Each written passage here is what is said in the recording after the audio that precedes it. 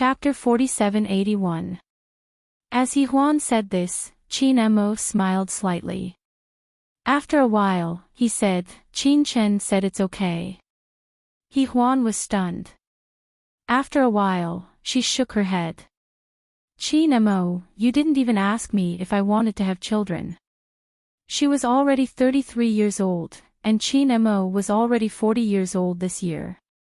They already had 3 children, so she really didn't want to have children. But Qin Mo seemed to want children. He didn't ask her last night. Huan was a little annoyed. She stared at Qin Mo and Qin Mo chuckled. He pinched her little face. Let nature take its course. Yeah, if you can't get pregnant in 2 years, then we won't. When Huan was 35 years old, it was indeed not suitable for her to have children. 3 children then, so be it. Actually, Huan was thinking about something else. She was thinking about Enchanting most of the time. Qin Xian had shares left behind by Qin Lu, so he didn't have to worry for the rest of his life. And Enchanting was being groomed as the successor of King Entertainment. If she got pregnant, it would be fine if it was a girl. If it was a boy, then Enchanting, looking at her expression, Qin Mo guessed what she was thinking. He smiled. I believe that King Entertainment will be more than just King Entertainment in the future. So Huan, what you're worried about won't happen. You have to believe in Enchanting or me, yeah. Huan stared at him for a long time before nodding hesitantly. Although Qin Mo said let nature take its course, Huan felt that he was obsessed with having a child. Huan couldn't help but protest. One night, she pushed Qin Mo away for a kiss. Huan frowned. Qin Mo, don't you think you're being too stubborn? Qin Mo leaned back and crossed his arms in front of him. He smiled. Really? I thought I was stubborn about you. Never. Not a child. Huan couldn't help but say, if you do this, I'll want to be a director again. I'll go to Africa and stay there for half a year. Then what about me? President Qin was very good at saying sweet nothings. His face didn't blush, and his heart didn't beat fast. Huan looked at him strangely, then said very slowly, you're at home looking after the kids. You must be very busy with 3 kids. He couldn't go on business trips, couldn't eat out, and couldn't have any messy women. President Qin stroked his good-looking chin and nodded in agreement. I don't think it's a bad idea for you to go out, but you should have a baby. I'll be busier this way, and you'll be more at ease outside, right? Huan blushed and bit her lip. It's been a year. Qin Mo, you still haven't given up. She accidentally touched Qin Mo's sore spot. He had been working hard for a year, but Huan still hadn't gotten pregnant. Although she didn't say anything, the suspicion in her eyes made President Qin feel embarrassed. Even if he couldn't get pregnant, he still wanted to prove that he was a man. But as a man, he still cared about it. At midnight, Qin Mo tilted his head and looked at his little wife in the crook of his arm. Huan was sleeping soundly. Over the past year, her body had been getting better and better. She was almost as lively as before.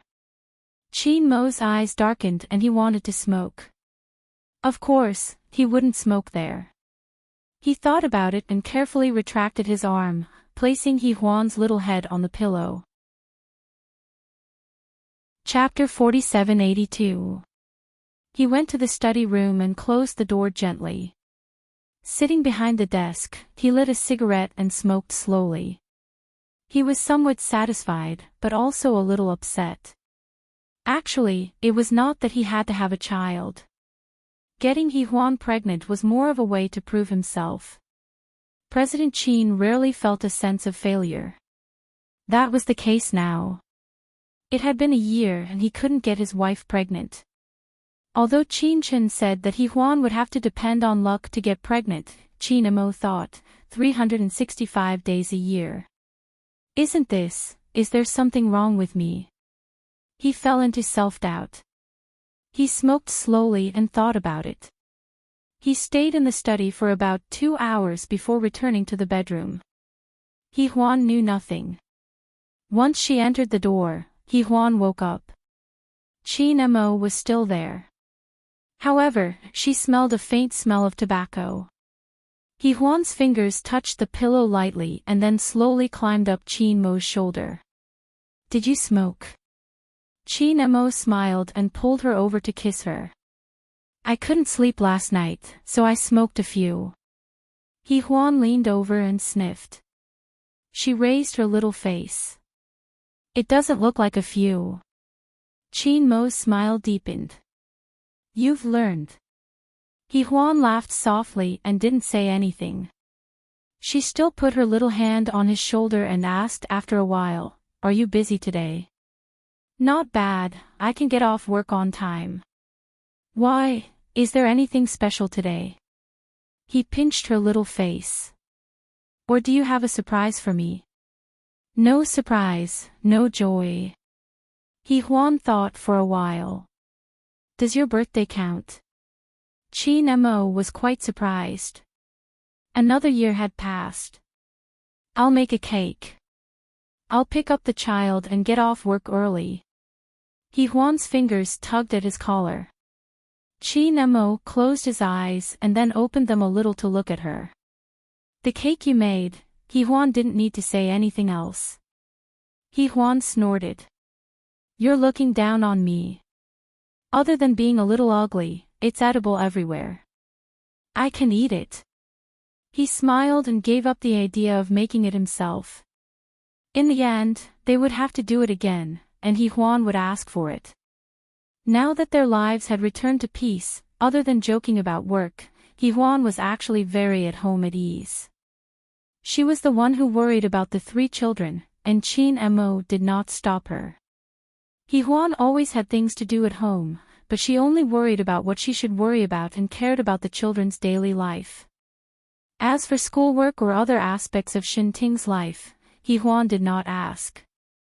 Their marriage and life had reached a very perfect balance. Qin Mo was very satisfied with this kind of life, except for the fact that he couldn't have children. Although it was her birthday and he had promised her to go back early, he still made an appointment with Qin Chen that afternoon for a checkup. After the examination, Qin Mo was naturally normal. Qin Chen patted his brother on the shoulder. Now you can rest assured. Qin Mo took the report and read it over and over again. Then he coughed lightly. Then why didn't your sister-in-law and I have children? Qin Chen couldn't help but roll his eyes. Then he looked at his second brother as if he was looking at an idiot. Qin Mo, I've said it 800 times.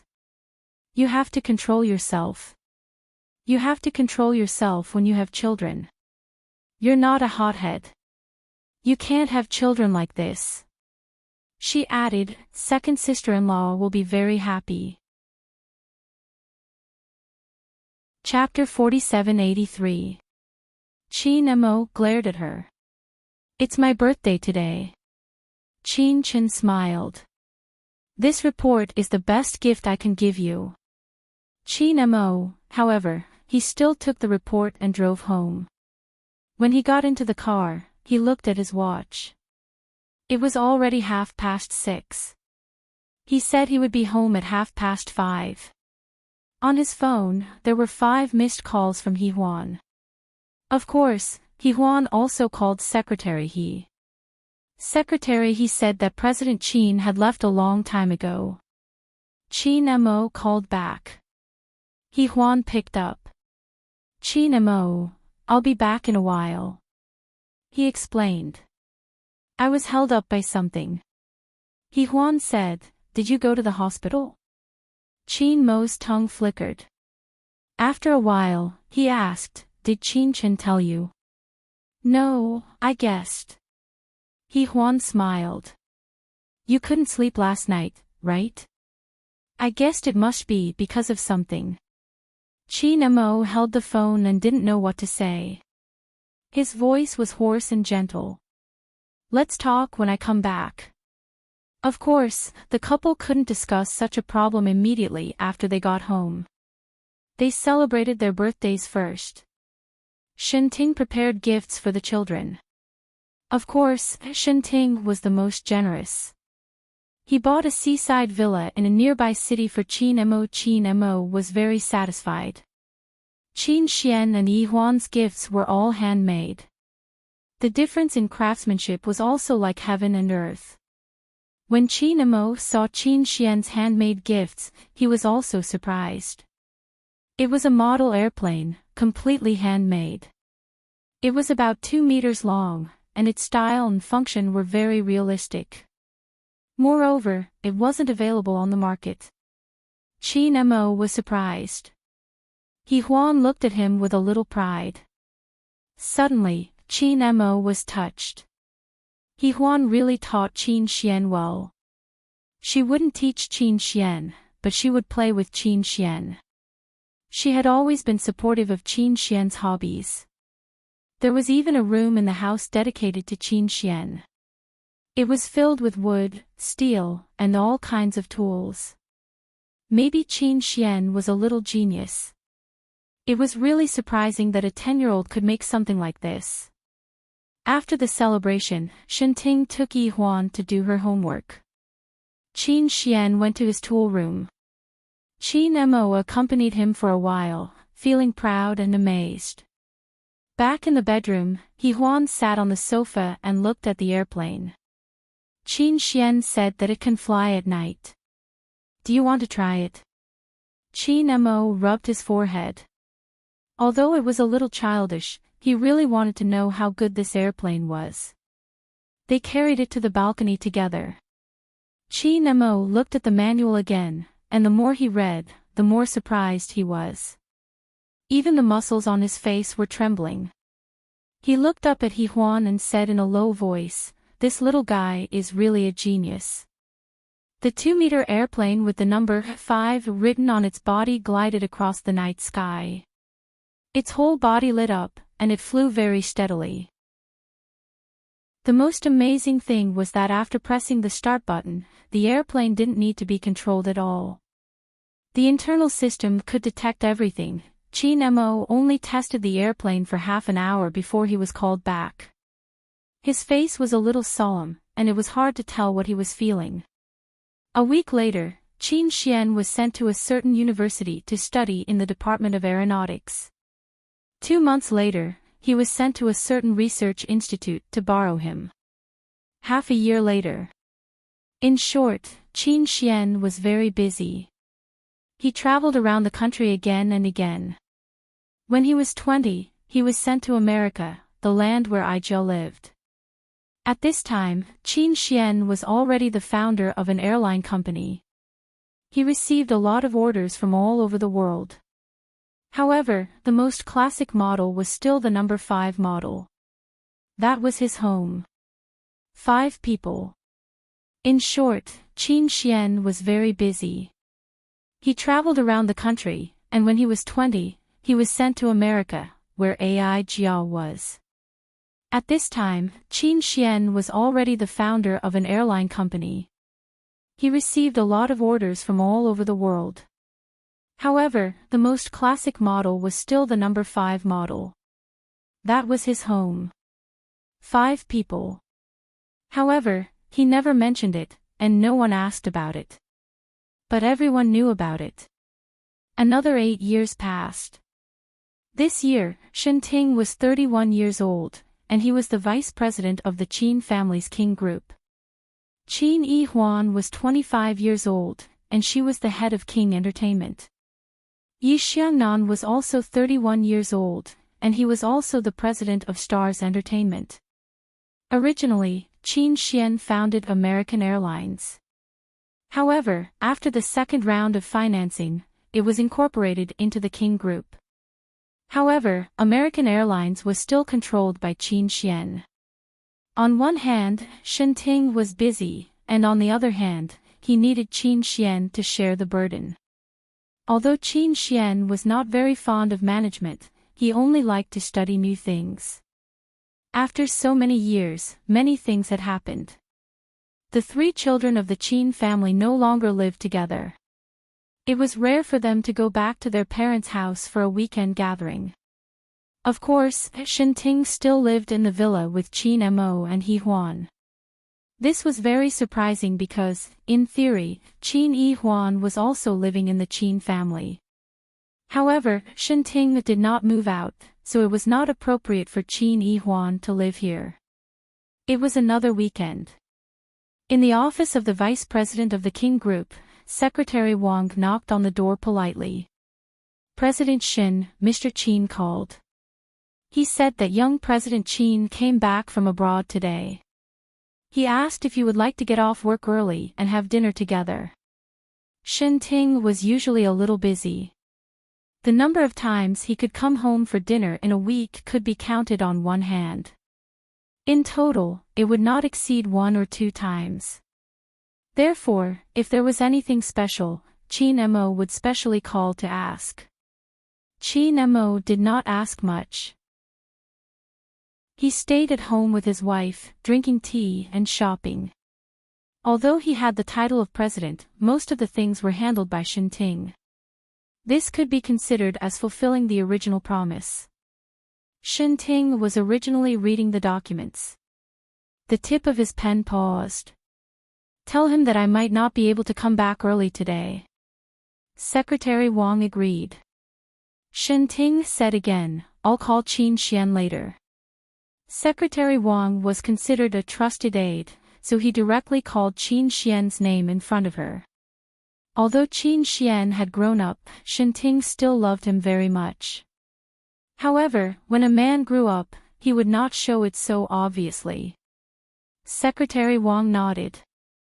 She wanted to leave, but Enchanting stopped her again. President Shin, is there anything else? Secretary Wang smiled. As a secretary, the first thing she should do was not be annoyed.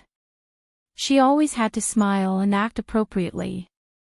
Enchanting hesitated for a moment before asking softly, did Mr. Qin say, if she would come back? Secretary Wang understood who this sheet was. Other than Qin Yi Huan, there was no one else.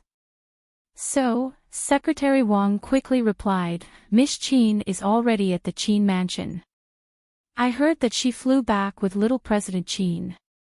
Flew together.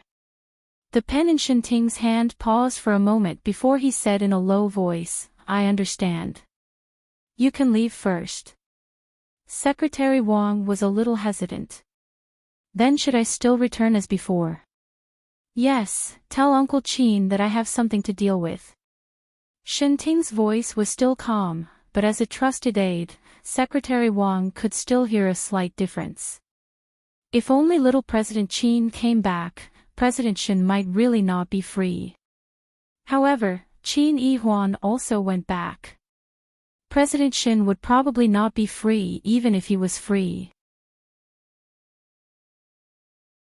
Chapter 4784.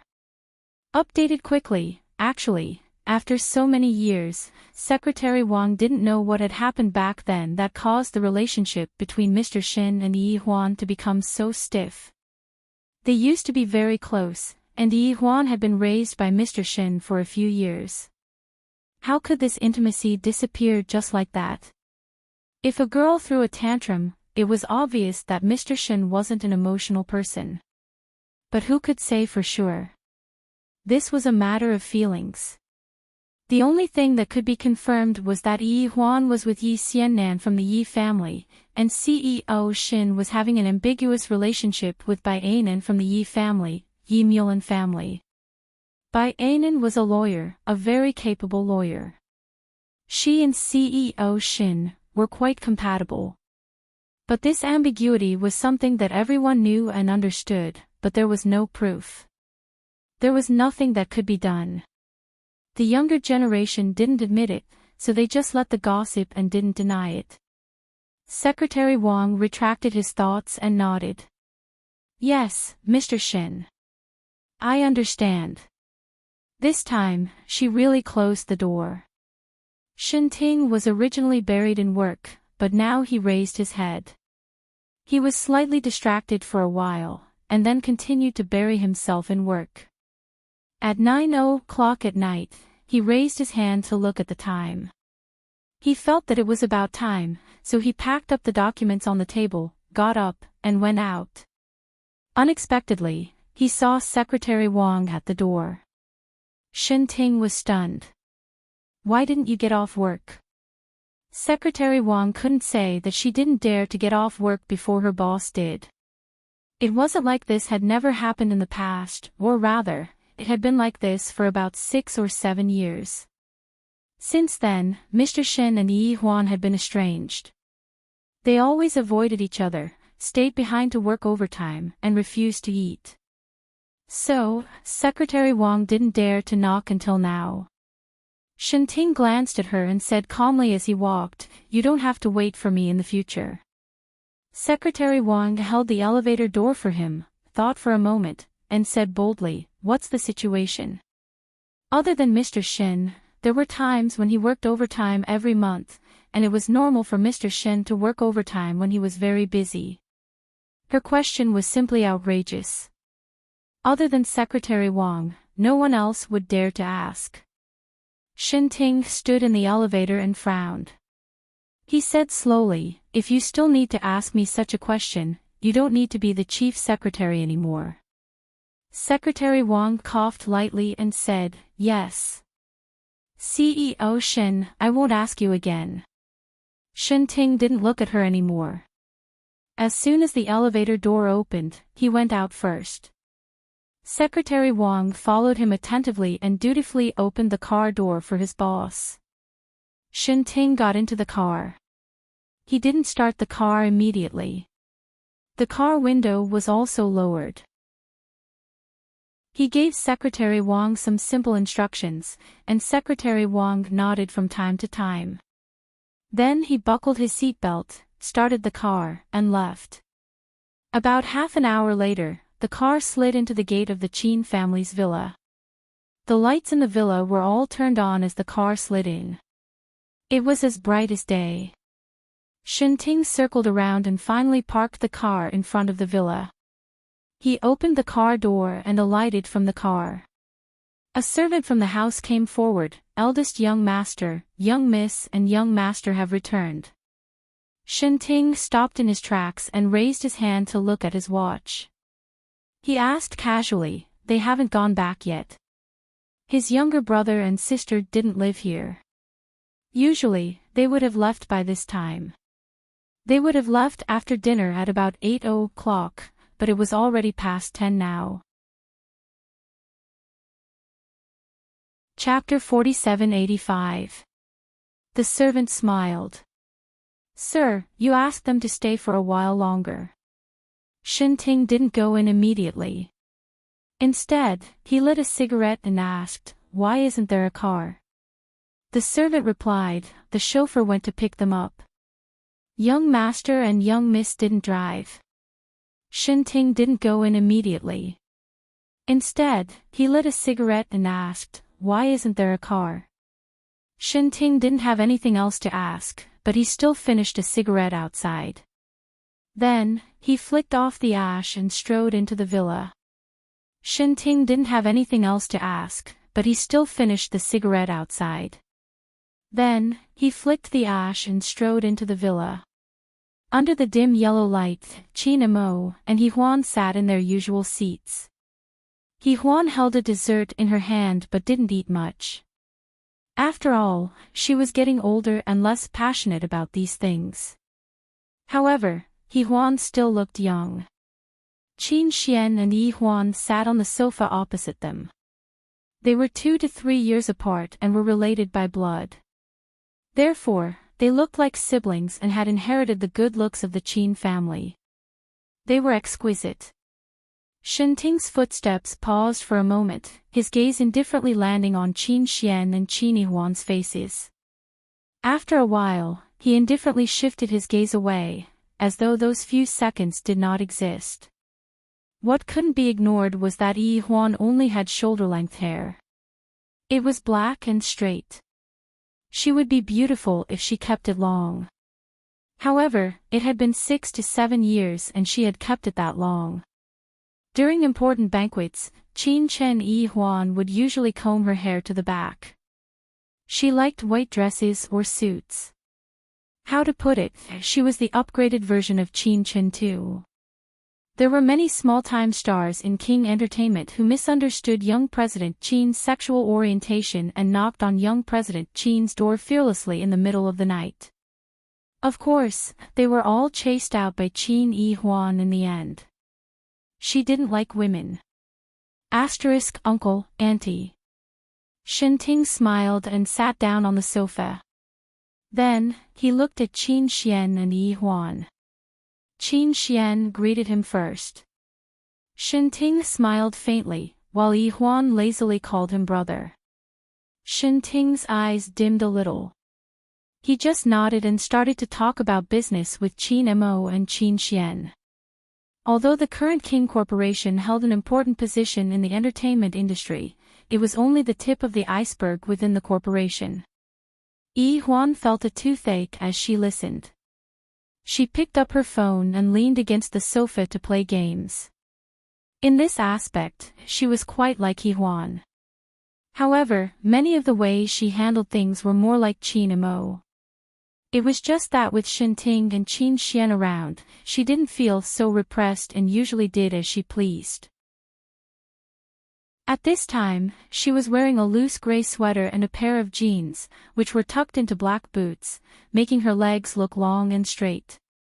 Her coat was also casually thrown to the side, as if she didn't care about it. When Shenting was talking about work, his gaze would occasionally fall on her for a while. But he would quickly shift his gaze away. Qin Xian had been with them for so many years. How could he not see through it? The corners of his mouth curled up slightly and he didn't say anything.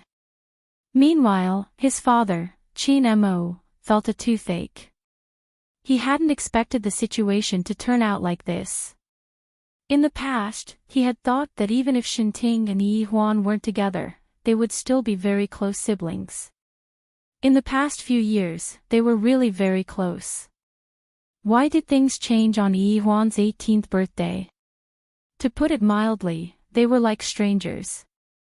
After that, Shenting worked hard and Yi Huan went abroad for a few years. 2 years ago, she came back to take over King Entertainment. 2 years had passed, but the two children were still like this. How could their parents not worry? Moreover, Yi Huan and Yi Xiannan didn't have any lightning or fire between them. What was the problem? Chapter 4786. Qin Mo couldn't figure it out. He had asked Shenting and Yi Huan separately, but neither of them said anything. Qin Mo couldn't do anything about it, but the children were all grown up, especially when it came to emotional matters. How could an old father and mother manage them? Qin Mo thought about it and decided to let it go. He did not ask about it and let them be. After chatting for about half an hour, Qin Xian stretched. Yi Huan, are you going back? Qin Yi Huan was taken aback. Of course. Qin Xian blinked. I'm not going back today. There's a morning meeting at the headquarters tomorrow. I'll go with Brother Shenting. Yi Huan said, "Oh," and took her coat. I'll go back then. Oh, Brother Shenting said he would send you. The driver has already gotten off work. Qin Xian's handsome face had an imperceptible smile. Yi Huan frowned and followed Qin Xian's gaze. Shenting was drinking tea. He rarely drank coffee and liked good tea. In the Qin family, he and Qin Chen's aunt got along very well. One liked coffee and the other liked tea. They were both very extravagant in this aspect. However, he could afford to be extravagant. Right now, Shenting's personal wealth was over 100 billion yuan, and he was in charge of almost all the power in the Qin family. It would be a piece of cake for him to change the dynasty one day. Qin Yi Huan thought absent-mindedly. Shenting obviously agreed. Qin Xian's words were not false. He put down the cup in his hand, but when he put it down, he gently stroked the rim of the cup with his good-looking fingers. He was already very good-looking. Every inch of his body was just right, showing off his masculine beauty. This kind of good-looking appearance was different from Qin Xian's exquisite handsomeness. Shenting's good looks were not aggressive, making people feel like they were bathing in the spring breeze. However, in recent years, his methods were not so pleasant. Compared to Shenting, the feminine-looking Qin Xian was much more innocent. Shenting had a nickname in the business world, Smiling Tiger. Although it wasn't very pleasant, it accurately explained why Shenting was feared by the seniors. There was another saying that Shenting was a loyal dog raised by Qin Imo. When he grew up, he would be released to bite people. Shenting didn't care, but Qin Imo straightforwardly gave Shenting 20% of the shares in the newly established King Corporation. This was definitely the treatment of a biological son. Qin Xian only had 10%, and Qin Yihuan only had 10%.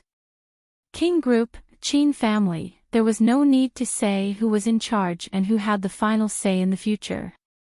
Hence, in the end, there was only one version, Shenting, the Smiling Tiger.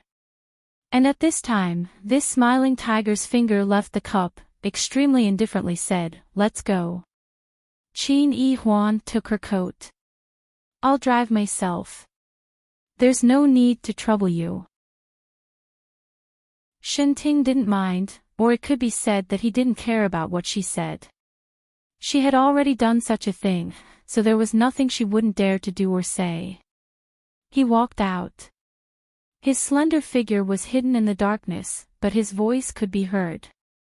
"You don't seem to be jet-lagged."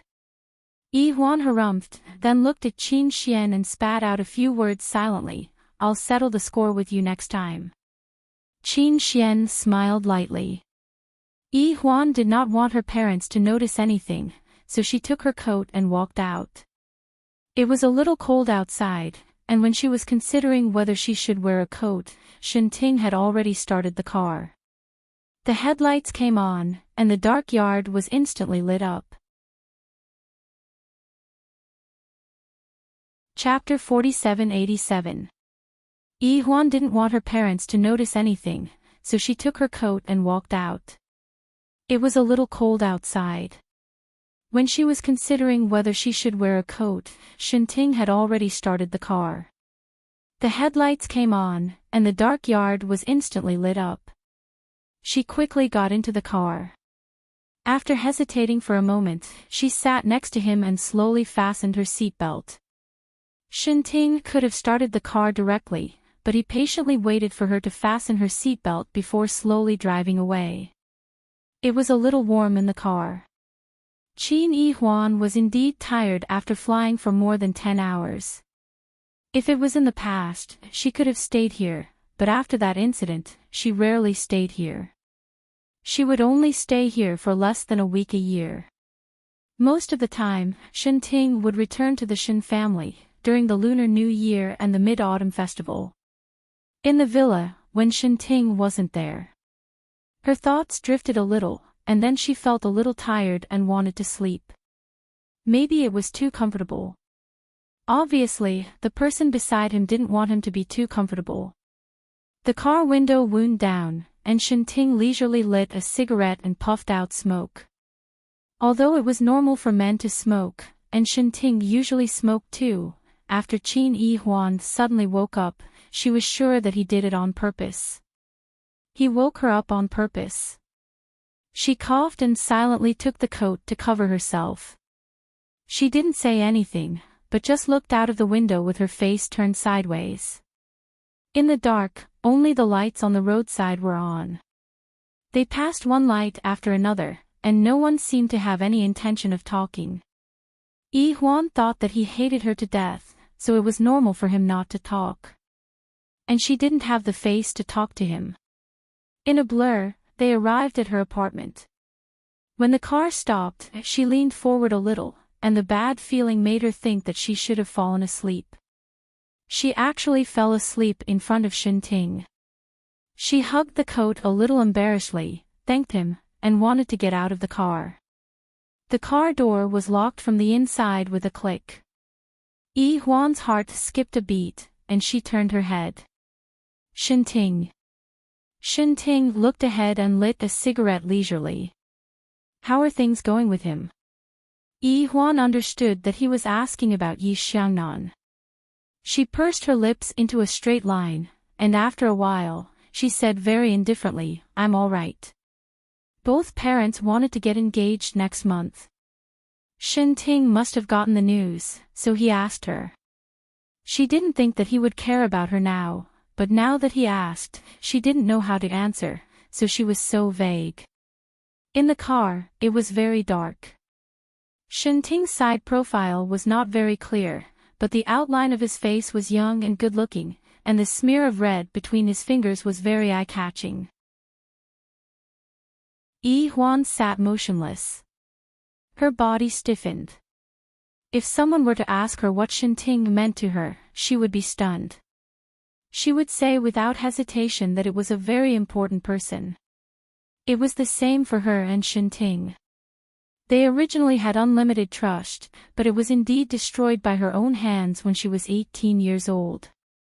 After that day, she realized that Shinting was not without pride and a bottom line. He asked her to choose, and she chose Yi Xiangnan. Later on, they went further and further away, until they were like this today. After she finished speaking, she looked at him for a long time. Shinting smoked quietly. To this day, their interaction was completely the way a man and a woman interacted. Brother Shinting, brother, and the days when he took care of her seemed to be a long time ago. At this moment, there was a man and a woman sitting in the car. Moreover, there was a man and woman with a memory that could not be erased for one night. Chapter 4788. The atmosphere became even more tense. At the very least, Qin Yi Huan felt very uncomfortable. She pursed her lips and after a while, she asked in a low voice, "How are you?" She paused as if she had thought of something. "How are you and Baianen?" Shinting's finger that was smoking paused, then he turned his head. Although it was very dark, he seemed to be very close to her. Yi Huan seemed to be able to see his face, and his expression couldn't be good at the moment. But soon, he smiled faintly and said, "It's pretty good." Yi Huan nodded and said, "That's good." Her hand was holding the handle of the car door, wanting to get out. "Are you afraid of me?" Shinting said lightly. "Are you afraid that I will do something to you?" Yi Huan shook her head, but he grabbed her hand with one hand. The heat from her palm made him frown. He gave up on what he wanted to say and sighed. "You have a fever." Yi Huan was stunned. Shinting had already put on his seatbelt again, and he leaned over to fasten it for her. Soon, he started the car again. Yi Huan came back to her senses. "Shinting, I'm fine. It's just a low fever. I can take medicine at home." This meant that she had known that she was sick, but she insisted on coming back. Shinting's expression became even worse, and he ignored her. In fact, he hadn't paid much attention to her in the past few years, and they rarely got along. If it hadn't been for Qin Xian, they probably wouldn't have had the chance to get along. Although they didn't say it explicitly, she knew that she and Yi Xiangnan were going to be engaged, and Shinting and Baianen, she knew that Shinting was never someone who would joke around. If he was dating Baianen, it meant that he really wanted to be with her. Baianen and Yi Xiangnan were cousins, and if it was true, she and Shinting were still involved. Yi Huan thought about it and looked at Shinting. "I can do it." "Yes, you can. But then, you will have a high fever and make a mess." There was no emotion in Shinting's voice. Yi Huan didn't say anything. She leaned against the back of the chair and gently pulled up her coat. After that, she probably fell asleep. Shinting turned to look at her and rolled up the window. When they arrived at the hospital, she opened her eyes. "We're here." He looked at the time again. "Emergency treatment again." Shinting's voice was very calm. "Let's see how it goes first. If it doesn't work, you can stay for the night. Tomorrow, wait for Aunt Qin to come over and help you take a look." After he finished speaking, Yi-Huan stared at him warily. She pursed her lips and coughed. "I don't want a blood transfusion." When she was young, she often stumbled and fell, so blood transfusions were normal. But now that she had grown up, it seemed that Shinting always had a reason for her to give a little more blood. She didn't want it at all. Shinting looked at her and said calmly, "I'm not asking you to do a blood transfusion, but—" "Yi-Huan, you'd better." He did not say anything else. Yi-Huan didn't know that her body, or her poor physique, might affect her future fertility. Qin had told him, but not Yi-Huan. Shinting also didn't understand why Qin told him. At this moment, he looked at Yi-Huan as he spoke. Yi-Huan looked at the night in front of the car and said calmly, "In fact, whether I'm good or not, it doesn't have much to do with you, does it?" Shinting's voice was even calmer than hers. "Because your surname is Qin, so I care about you. Don't think too much about yourself and don't think about things that you shouldn't think about, Qin Yi-Huan, or the future Mrs. Yi." Chapter 4789. Yi-Huan's face was a little pale. She didn't know if it was because of her illness or his words. Indeed, he had never talked to her like this before. After that incident, they couldn't go back. Yi-Huan looked down. "Shinting, get out of the car.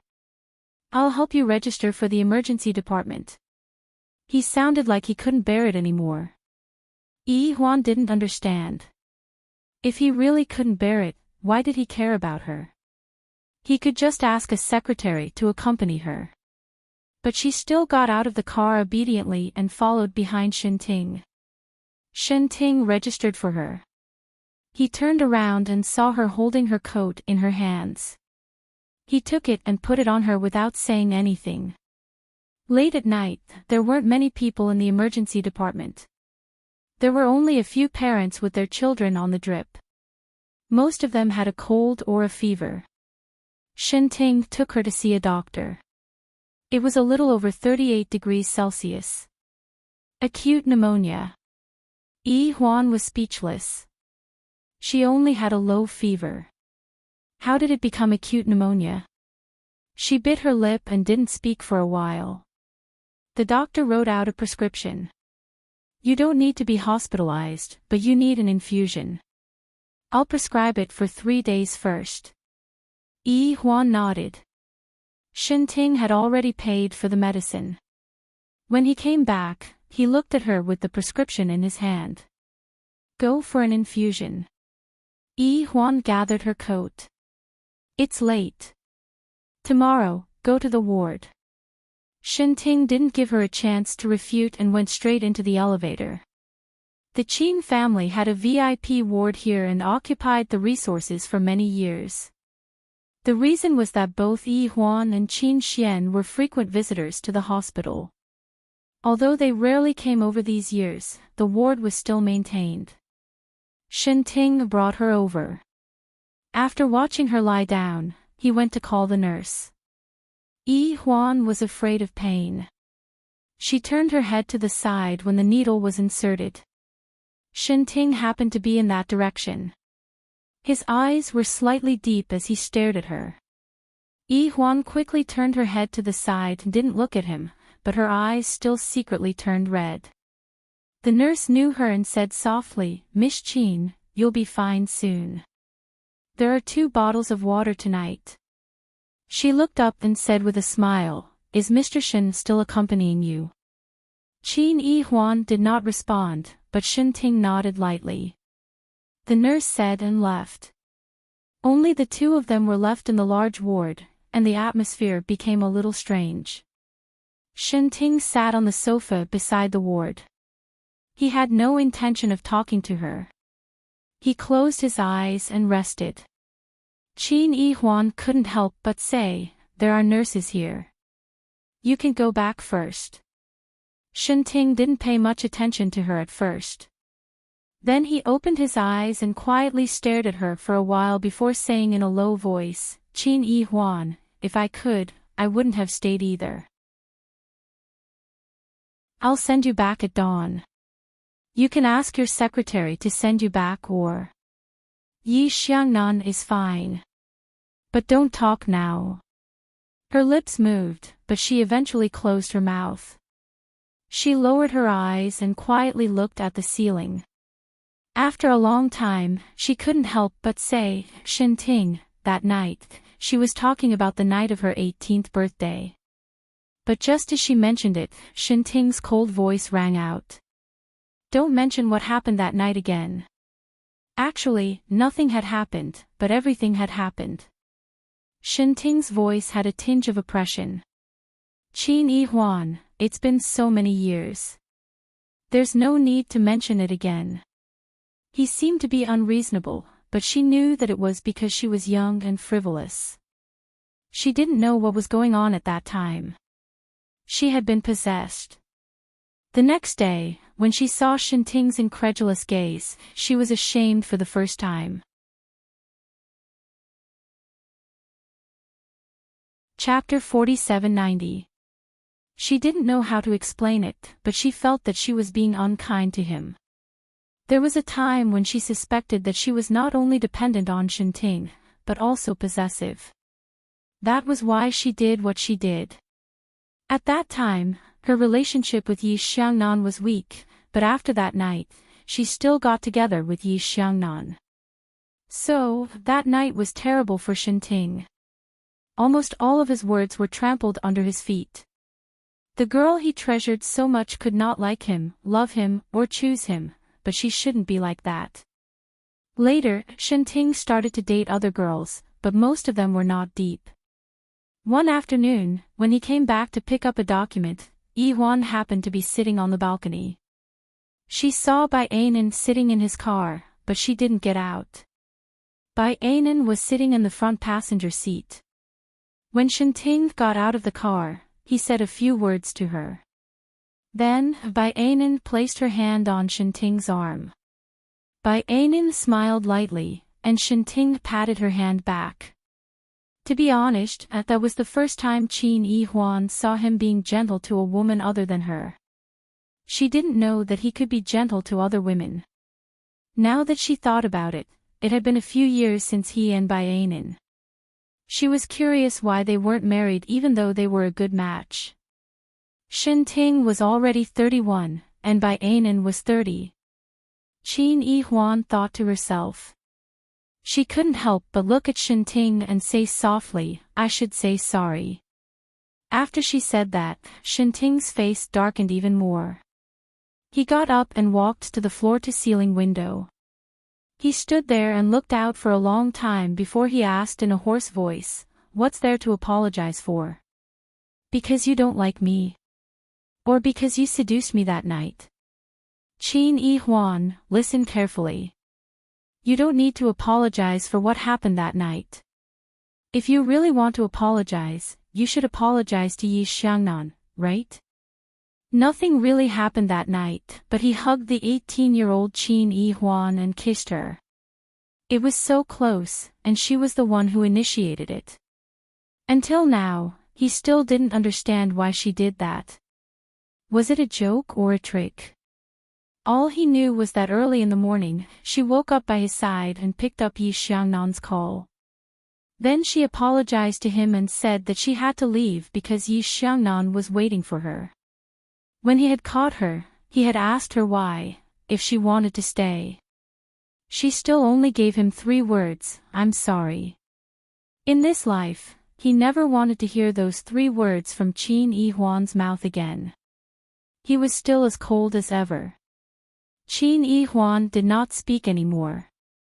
She sat up and bent her legs. After a long time, she whispered, "I'm getting engaged next month." "Congratulations." Shinting's voice was monotonous. He probably already knew about it. Qin Yi Huan was still sitting there. After a long time, she looked at him. On Shinting, there was nothing but bleakness. She almost couldn't remember the brother Shinting of the past. She murmured her thanks very softly.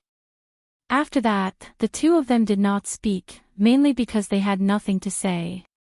Actually, they were not at the point where they would never see each other again. There was no deep love or hatred between them, but the strange thing was that there was such a deep gap between them that could never be healed. That night was long, but it also seemed to pass quickly. At 2:00 in the morning, after the four-drip, Qin Yi Huan still fell asleep. Shinting still sat beside her and looked at her quietly. After the nurse cleaned up, she smiled at him. "Mr. Shin, why don't you sleep?"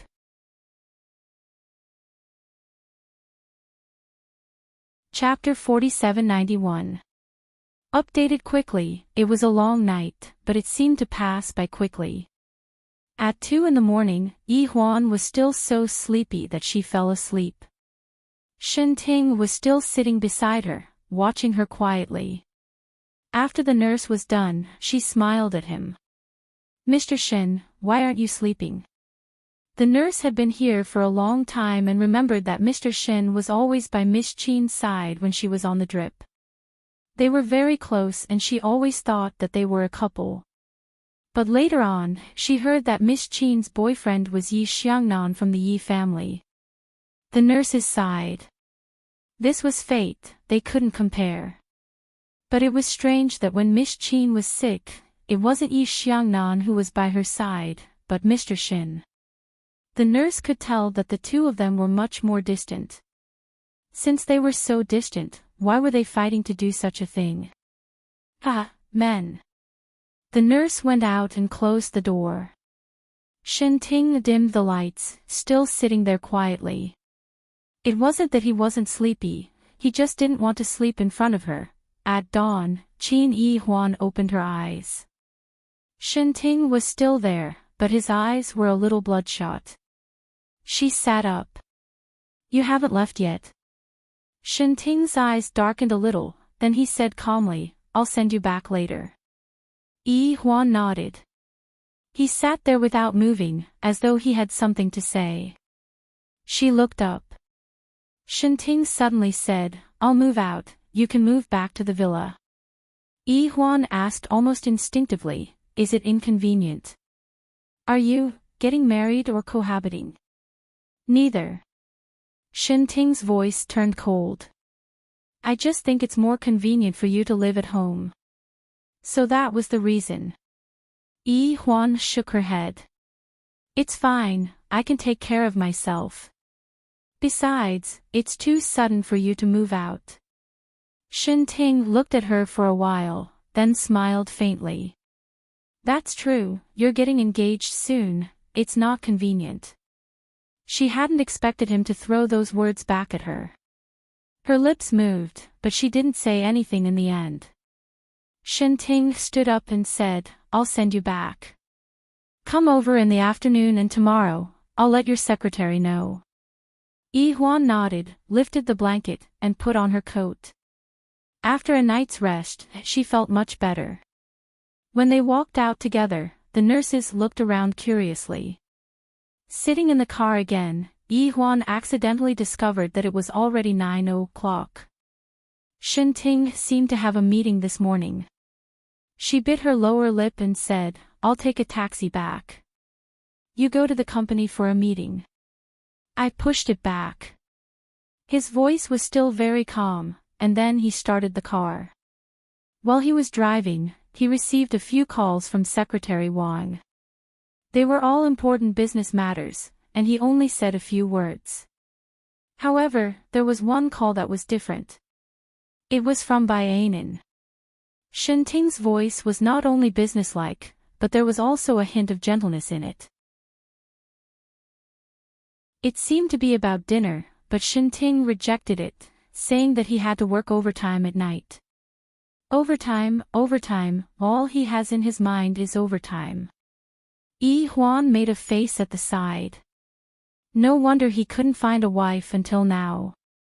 She felt that it might have something to do with her, but most of it should be because he was a workaholic. It had been so many years since that incident, and now Shinting was a diamond bachelor in B City. All the unmarried women in B City wanted to marry him.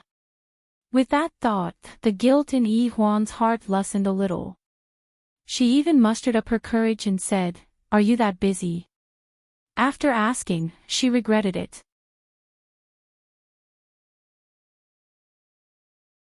Chapter 4792.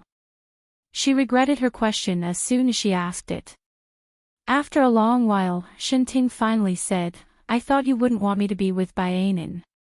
After all, if that's the case, we'll see each other all the time, right?" Yi Huan tilted her head and scratched her hair.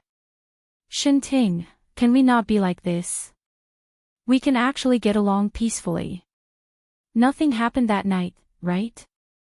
Just as she finished speaking, the car came to a screeching halt. Yi Huan's body leaned forward and she felt dizzy from the impact. Fortunately, there weren't many cars on the road in the morning, but it was still very dangerous for him to suddenly brake like that. Yi Huan tilted her head and couldn't help but say, "Shinting." He looked ahead for a long time before slowly turning his head to look at her. His voice was very soft. "Even if something happened between us, the result would be the same, wouldn't it?" This time, there was a hint of mockery in his tone. Perhaps she had stirred up all his anger. Yi Huan shut up and leaned against the back of the seat. She said softly, "I don't want to argue with you and I don't have the energy to." "Shinting, isn't it better to call a truce? Don't you feel tired?" "If you think it's too much, I'll get out," she said softly. Shinting locked the car from the inside again and started the car, driving all the way to her apartment. Yi Huan got out of the car and felt a little dizzy. She glanced at Shinting, indicating for him to drive carefully. Shinting didn't even look at her and slid the car into the driveway. Yi Huan watched the car drive away before returning to her apartment. It was about 160 square meters and was very spacious for one person to live in. She never turned on the stove and ate out most of the time. Her work meals were delivered from the villa. She had always thought that it was her parents' arrangement, but she didn't object much. At this moment, her stomach was empty. She opened the fridge and only found milk. It was ice cold. She shook it twice and gave up. She called the secretary to order breakfast for her. After breakfast, she took a shower and wanted to call Yi Xiangnan. However, she gave up when she thought that he wasn't in the country and it was the middle of the night. Lying on the bed, he felt a little sleepy, probably because he didn't sleep well last night. Once she closed her eyes, she could feel Shinting's gaze on her. It would be strange if she could sleep well like this. Now that he had arrived at his own place, he could finally relax and slowly fell asleep. When she woke up, it was already 4 in the afternoon. The phone kept ringing. Yi Huan buried her face in the pillow and answered the call. She thought it was Yi Xiangnan, so she mumbled, "Brother Xiangnan." But the voice on the other side was very familiar. It was Shinting.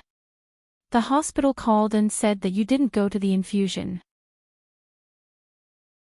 Shinting's voice was definitely not pleasant. Yi Huan was a little embarrassed. She sat up and said, "I just woke up. I'll go in a moment. I'm downstairs." Shinting's voice was slightly cold. "Ha!" Yi Huan was surprised. After a while, she whispered, "I can drive myself. The hospital contacted me." His voice was even colder. Yi Huan knew that she couldn't avoid it, so she scratched her hair again. "Then wait for me." She grabbed her coat, casually packed up and went downstairs. When she got to the car, it was very warm inside.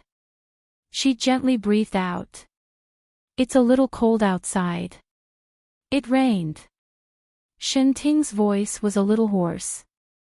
As he said that, he took a cup of milk tea out of nowhere and handed it to her.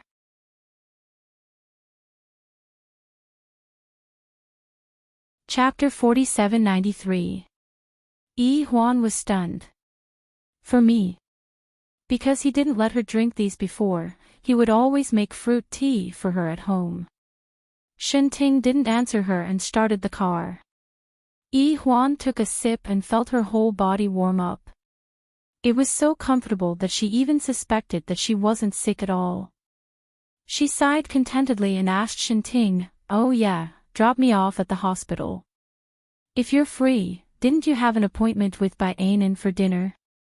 Shenting held the steering wheel and said calmly, "She's busy." Oh. Yi Huan didn't say anything else. She thought that after today, she would definitely go to the hospital after noon tomorrow. That way, she wouldn't bump into Shenting. She thought to herself but didn't say anything.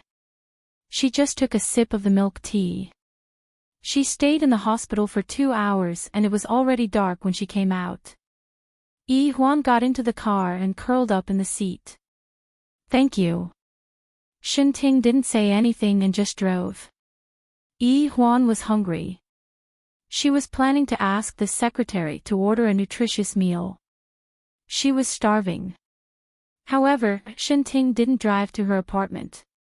Instead, he parked in front of a vegetarian restaurant. Yi Huan's eyes widened.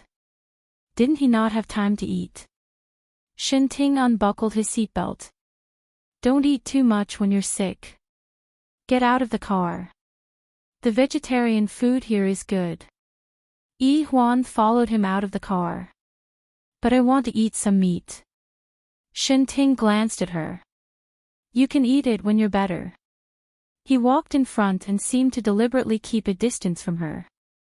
Yi Huan didn't follow him.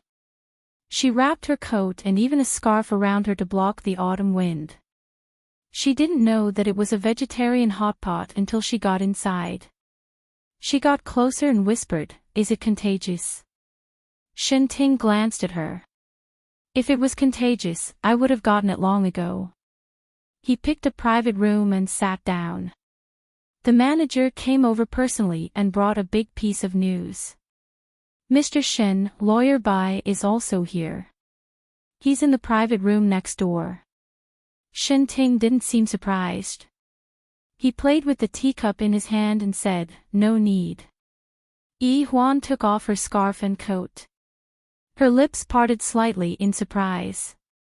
After a while, she said in a low voice, "Why don't you go over? I'll eat alone. I don't want to be infected." Shenting stared at her for a while and said very slowly, "Are you uneasy? Are you afraid that Yi Xiangnan will misunderstand or feel guilty for stealing Bai Anan's boyfriend?" Hearing his words, Yi Huan couldn't say a word. What the hell was going on? Shenting has said again, "It's not necessary. You've done more than this before. It's nothing. Now I'm just taking care of my family and having a meal with them. It's no big deal. Ann will not be so stingy." His words made it seem like Yi Huan had ulterior motives. She had no right to say anything else. So shut up. Fortunately, the manager was good at reading people's expressions. With one look, he knew something was wrong. President Shen's attitude was unusual. In the past, when he came over with Lawyer Bai, he wasn't like this. The manager didn't dare to say anything else and retreated for the waiter to serve the dishes. Because they were having hot pot, Shenting was the one who did most of the work. Yi Huan only had to pick up the dishes. The food here was really good. After a while, she was eating until her nose was dripping with sweat.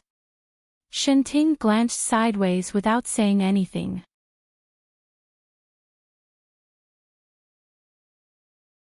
Chapter 4794. On the other hand, he didn't eat much or fast. He ate very slowly. After so many years, Enchanting was already a rich young master among rich young masters. Every move he made was filled with nobility. His care for Yi Huan was just like what he said. When they had a meal together, he was considerate but not too intimate. Yi Huan felt a little different after eating for a while. She shook her head absent-mindedly. It had been so many years. Why did she sometimes feel that they were still like in the past? Now that they were so unfamiliar and distant, she didn't even have the face to call him brother Enchanting. Because of this, she became more and more silent. In the end, the atmosphere became a little heavy. Enchanting also didn't seem to want to change the situation. Later, Yi Huan thought that maybe because they didn't need to meet tomorrow, they didn't need to be polite anymore. He would always hate her. She didn't say anything. The vegetarian pot didn't taste as good as before. No one spoke until the end. Enchanting watched her finish eating. He lit a cigarette as he walked to the door. "Wait for me at the door.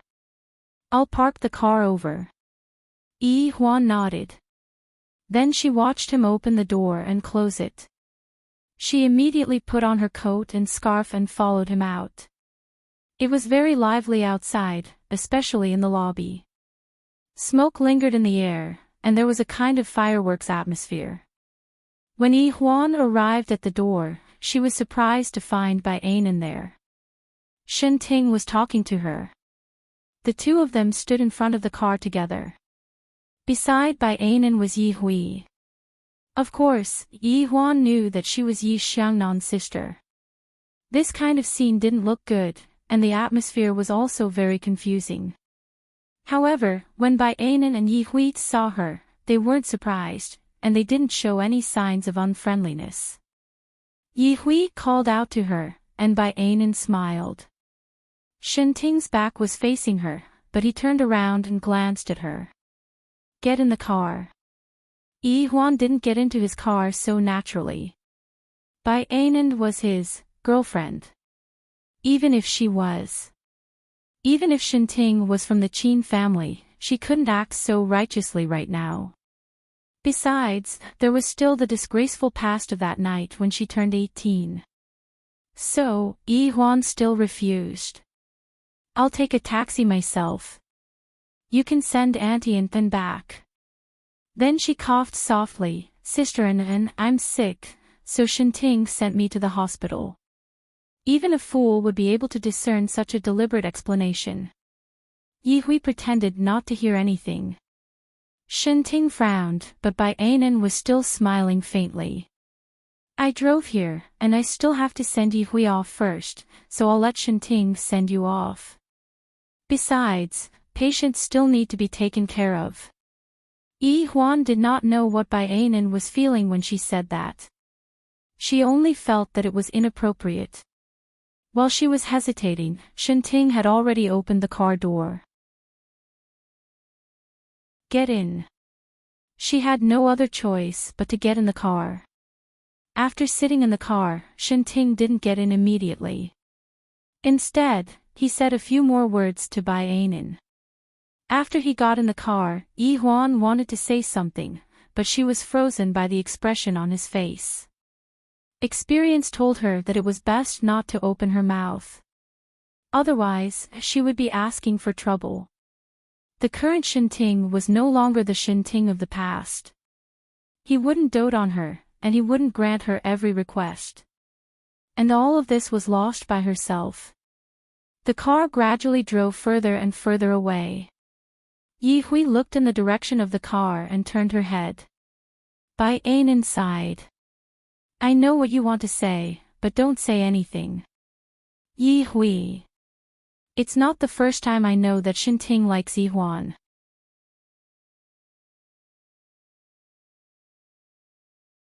Chapter 4795.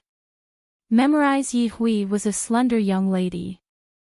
She couldn't help but retort, "But, you don't have to wait for him like this." He's obviously waiting for Qin Huan. As long as my brother and she don't get married, Shenting won't give up. You saw it for yourself just now. Actually, Yihuan's intentions are very clear. She's rejecting him. She wants to be with you and Shenting, but, Bai Ainin raised her hand. Alright, I know. I know what you're saying. But if I tell you that I've never even kissed Shenting, do you think I can still ask him to be loyal to me, physically and mentally? Yi Hui's eyes widened at once, and then she stammered, are you kidding? Envin, you can't be. How old are you? You're still playing with pure love. It seems, you've also been in love for several years. It's not that there aren't any. Bai Ainin sighed. If he's not the right person, he won't be able to take that step. Or perhaps, he wants to leave all that for the person he wants. Yi Hui, let me ask you, has your brother ever slept with Yi Huan? Yi Hui swallowed a mouthful of saliva. How would I know? I'm telling you, no. Bai Ainin said firmly, there's a problem between them.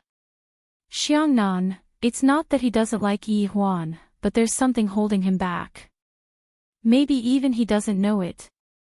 Yi Hui's expression became even stranger.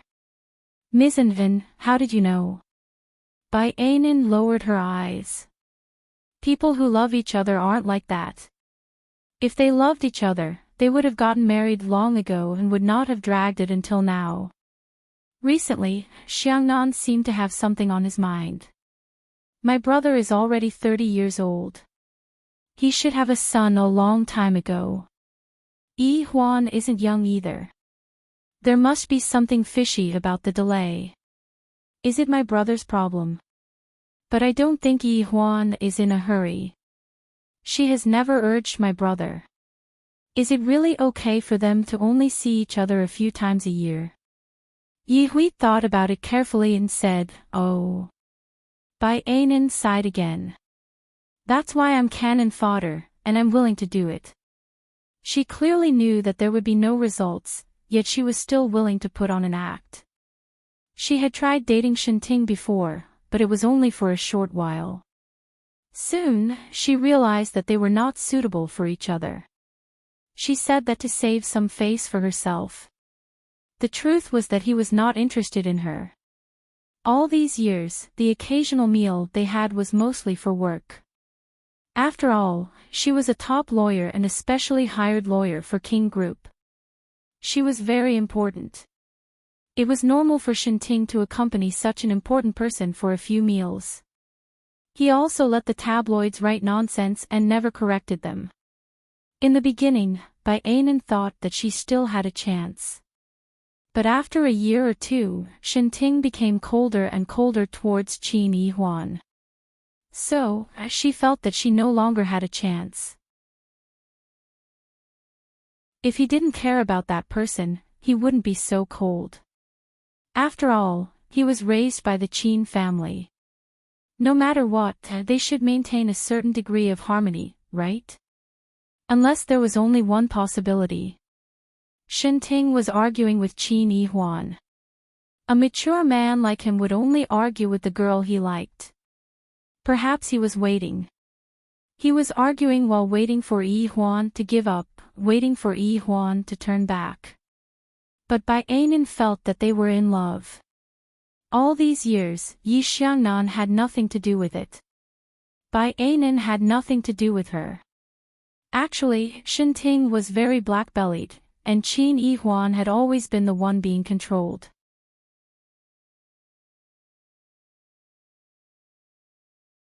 Chapter 4796.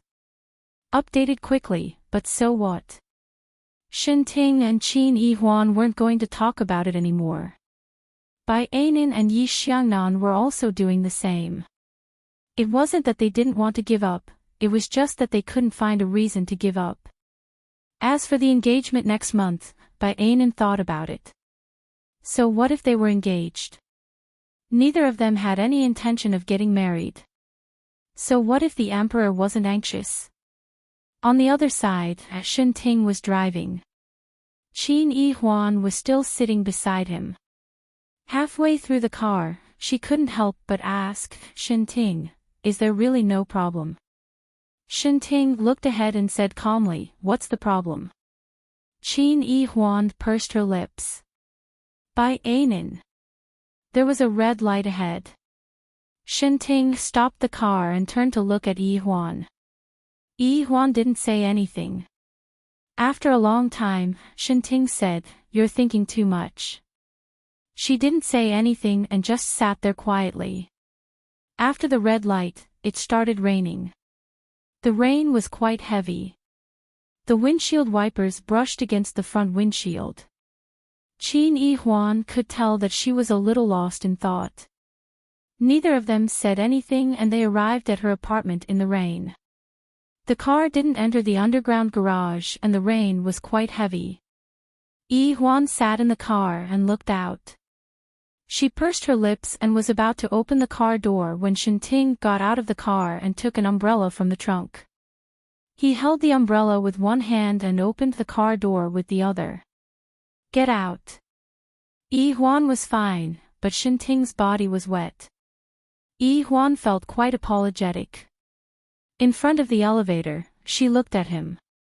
Go to my place and wipe yourself. Otherwise, you'll catch a cold. No need. Shenting's voice was so cold that it was a little unreasonable. He quickly went out and got into the car. Yi Huan looked at him in a daze. When the car lights came on, he would probably leave soon. At this moment, Shenting happened to look over. Yi Huan was shocked. She ran into the elevator as if she were running for her life. When the doors closed, her heart was still beating. Then, she gently caressed her chest and bit her lip until she reached the floor where she lived. After entering the house, she took off her coat and took a hot shower. After changing into a set of home clothes, she made a cup of hot milk. Yi Huan had long passed the age of drinking milk, but she still liked to drink milk powder. This was a secret that not many people knew. On such an autumn night, it was very comfortable to drink. At the same time, he turned on the TV and picked a Korean drama. After a while, he suddenly thought of Shenting. He should have left. Qin Yi Huan thought for a moment, then suddenly ran to the French window and looked down. There was another car parked downstairs. She recognized it as Shenting's car.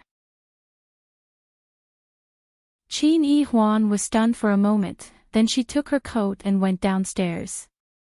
The person downstairs was indeed Shenting. He was sitting in the car with the window down, so she could see that his clothes seemed to be wet. Is it broken? She asked him. Shenting tilted his head and glanced at her. Then, he continued to start the car, but the engine turned off. And the rain was getting heavier. It didn't seem like an autumn rain at all, but more like a storm. He asked the driver to pick him up. It was so late and it was raining heavily. So, Yi Huan said in a low voice, do you want to go up and take a shower? Otherwise, you'll get sick. Shenting sat for about half a minute before opening the door and getting out. He didn't even bring an umbrella. Anyway, his clothes were all wet. When entering the elevator, Yi Huan pressed the button a little embarrassedly. She felt that her heart was beating faster than before.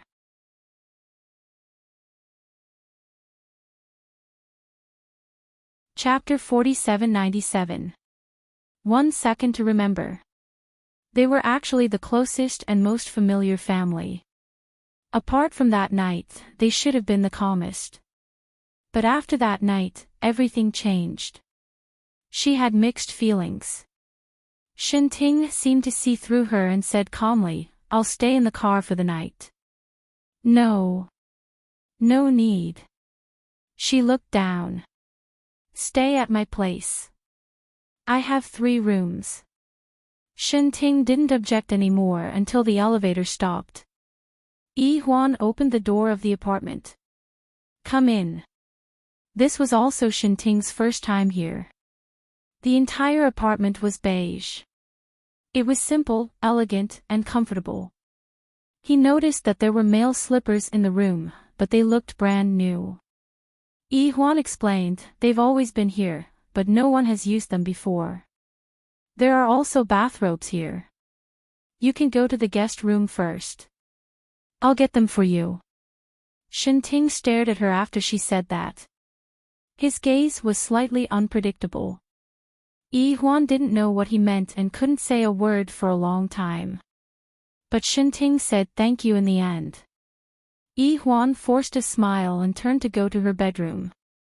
It took her about 5 minutes to find a male bathrobe. It was brand new. When she moved here, she bought 2 sets, a couple set. Yi Munan had never been here before, so it was brand new. She tugged at her clothes uneasily and thought that most bathrobes were similar. Shinting shouldn't be able to tell, right? After mentally preparing herself, she quickly went to the guest room. She opened the door and called out to Shinting. Then she was stunned. When she came back to her senses, Shinting had already turned his head and looked at her. And on the bed was the black shirt he had taken off. Shinting had a good figure. He was the type that looked slim when dressed and muscular when undressed. His muscles weren't exaggerated but just right. She didn't see him working out, but she clearly saw his six-pack just now. I'll leave the clothes here. Go to bed early after your shower. Yi Huan's voice was very soft and then she ran away. Shinting was still looking in the direction where she left. The color of his eyes deepened and she couldn't see his emotions. After a long time, he picked up the clothes and looked down at them.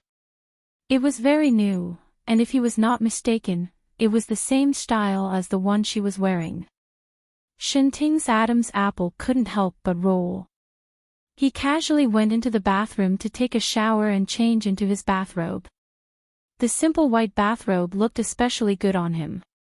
Perhaps it was because he was young and slender, but his face looked good, especially his straight legs. It was not Shinting's sleeping time at this time. He was used to sleeping at 1:00 at night. Walking out of the guest room, he wanted to make himself a cup of coffee. As soon as he walked out, he saw Yi Huan sitting on the sofa with a pillow in her hands. She was watching a Korean drama while wiping away her snot. Shinting went over. Did you catch a cold? Huh? Yi Huan was startled. She heard a voice beside her ear. She turned her head and accidentally brushed her lips against Shinting's face. Shinting narrowed his eyes and quietly took a few steps back, avoiding the subtle atmosphere.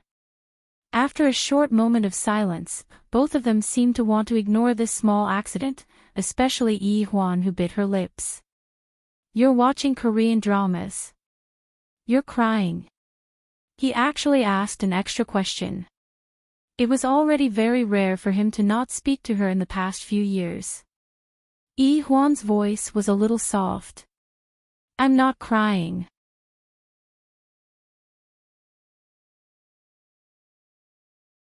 Chapter 4798. At that moment, Shinting's gaze landed on the coffee table. It was a milk bottle with white milk inside. He frowned. You haven't weaned off milk yet. Yi Huan was startled and immediately picked it up and tossed it into the bin. No, someone came to visit me today with a child and left it here. Shinting's gaze glinted. Why did you throw away someone else's stuff? I've already used it. Besides, I'm sick and it's not hygienic to leave it here for so long. What if I get infected? She stuttered and stared at Shinting, hoping that he would believe her. Shinting nodded his head in understanding. That's true, it's not good if you get infected. He paused for a moment. I really thought that you haven't weaned off milk yet. You've moved out for a few years now, right? It's not like you can't get rid of such a small problem. Yi Huan was about to vomit blood in her heart, but she still maintained a decent smile on her face. She gritted her teeth and said, I definitely don't have a problem where I can't go to sleep without drinking milk or holding a bottle. Enchanting smiled. That's good. Seems like you've been restraining yourself for the past few years. He seemed to have thought of something. Did Yi Xiangnan know that you had such a problem in the past? No. Yi Huan was fuming and ignored him, sitting down to watch the television. Enchanting went to the kitchen and found a cup of coffee quickly. He knew about Yi Huan's lifestyle since they had lived together for many years.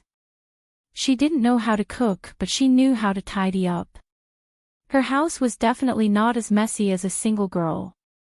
Enchanting was satisfied with that. He brewed a cup of coffee.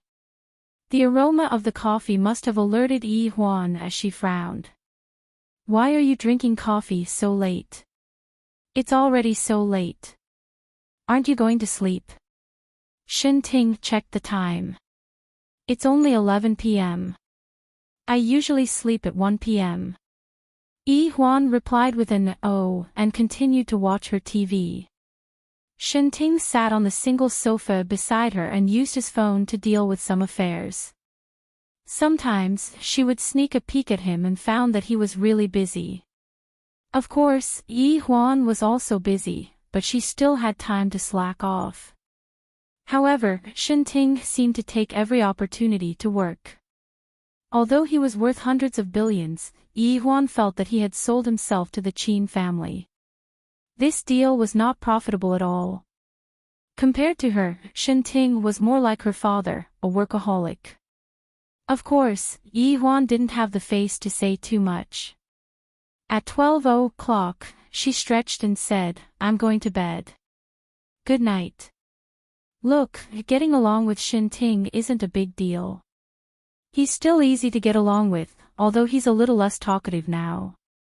She couldn't help but think that after a few more interactions in the future, they might be able to be like before. In the past, it was quite good. When she said good night, Enchanting only glanced at her and casually said, Can you sleep? If he remembered correctly, she seemed to have only drunk a small portion of the milk and threw it into the trash can. According to her habits in the past, she would definitely come out to drink milk in the middle of the night. How could she sleep without hugging a milk bottle all night? And Enchanting felt that she wasn't young anymore and should have stopped drinking milk. He was quite cold. Yi Huan scratched her hair and went back to the bedroom. Enchanting continued with the work at hand. At 1 p.m., he turned off the lights and went to sleep in the living room. He had just laid down and hadn't fallen asleep when the sound of the door opening came from the master bedroom, followed by the sound of footsteps.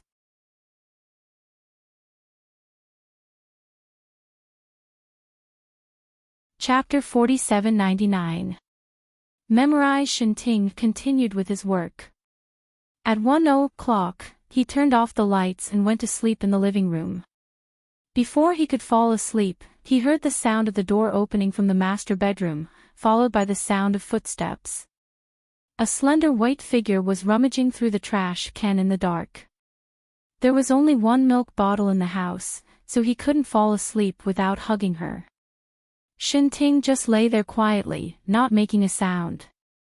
Yi Huan finally found the milk bottle. She gave up the idea of making another cup and wanted to hold it in her arms. Although he wasn't satisfied, at least he could fall asleep. Just as he was about to leave, he suddenly tripped over something, and he accidentally stumbled forward, falling straight onto a body on the sofa. Warm body. She was stunned and did not come back to her senses for a long time. The body even spoke, "You've been weaned." Someone else's milk bottle. Then, the lights came on. Yi Huan's gaze landed on Enchanting's face. He was lying on the sofa, and she was lying on top of him. She was holding a milk bottle in her hand, which was quite comical. Yi Huan felt awkward for a long time before she squeezed out a smile. It's someone else's. You're right. It's not good for me to throw away someone else's things. I'll wash it and disinfect it. It can still be used, right? Shinting sat up and let go of her. Yi Huan wasn't so embarrassed anymore. She wanted to get up, but Shinting stopped her. Let me do it. You go to sleep. Yi Huan glared at him. It didn't seem like he could continue acting now. He clearly knew that she wanted to hug the bottle to sleep, but he did it on purpose. He was too hateful. Yi Huan bit her lip. I can do it myself. Shinting smiled faintly. Is it hard to admit that you haven't weaned yourself? As he said that, he actually went straight to the kitchen and poured out the milk skillfully. Then, he used hot water to boil the milk bottle and soaked it with milk. After testing the temperature, he came over and tossed it to her. Go to sleep. Qin Yihuan hugged the milk bottle, feeling as though she was hugging her lifeblood. However, it didn't feel good to be exposed in front of her. She didn't want to lose face, so she insisted, I didn't insist on drinking it. Put it down if you don't want to drink. Shinting said mildly, you're indeed going to stop breastfeeding. If you get married one day, will you spend your wedding night hugging a milk bottle? Yi Huan was stunned by his words. After a while, she asked softly, Shinting, if it were you, would you mind?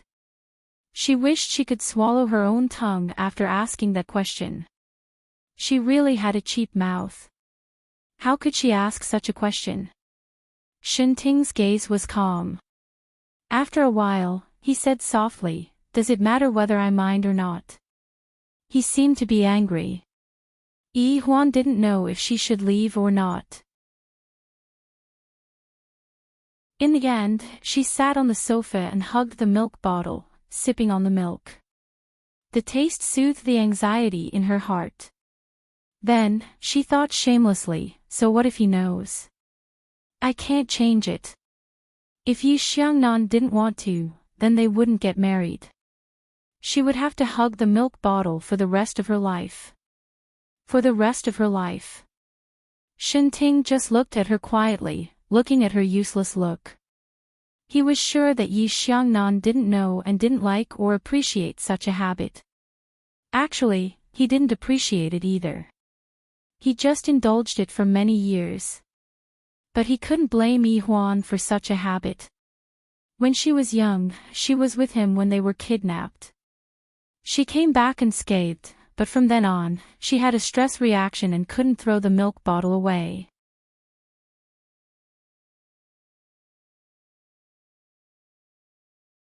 Chapter 4800. Only Shinting and Qin Mo knew about this. Because it was rather embarrassing, Yi Huan did not tell Yi Xiangnan.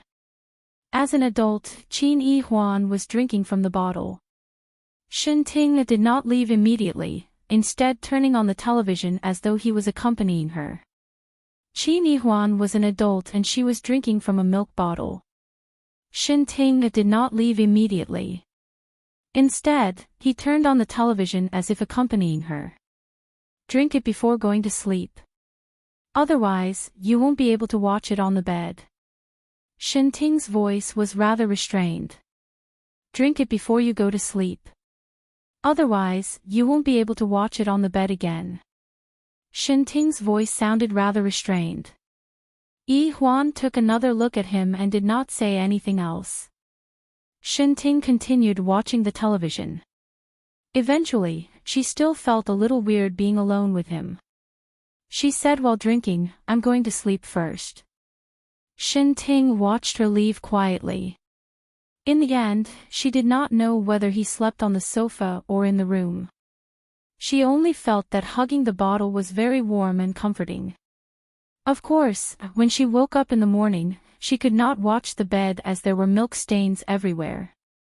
Yi Huan scratched her messy hair and was a little speechless. She almost jumped up. She did not know what to do. She wanted to clean up, but she did not know where to start. At this moment, Shinting appeared at the bedroom door and looked around silently. Yi Huan exclaimed and scratched her hair again, saying incoherently, "Auntie will come over to clean up." Shinting entered directly. It was only then that she realized that he had changed into yesterday's clothes. Hence, she asked awkwardly, "Are the clothes clean?" "What else?" "Get Secretary Wang to send them over and let everyone know that we spent the night together." Yi Huan bit her lips. "Shinting, why do you say that? It's not like." "What do you mean by spent the night together?" "We seem to have spent the night together." His tone was unpleasant as he glanced at her. "Do you have new bed sheets? Bring them over and I'll change them for you. Auntie will think too much about it." Yi Huan did not understand at first. Later on, her gaze landed on the bed and she understood. Her eyes widened and her face flushed. She nodded. "Yes." After searching left and right, she finally found it and handed it to Shinting. After Shinting took it, she wanted to go to the bathroom, but her arm was suddenly grabbed by him. Yi Huan was startled and bit her lip. "What else?"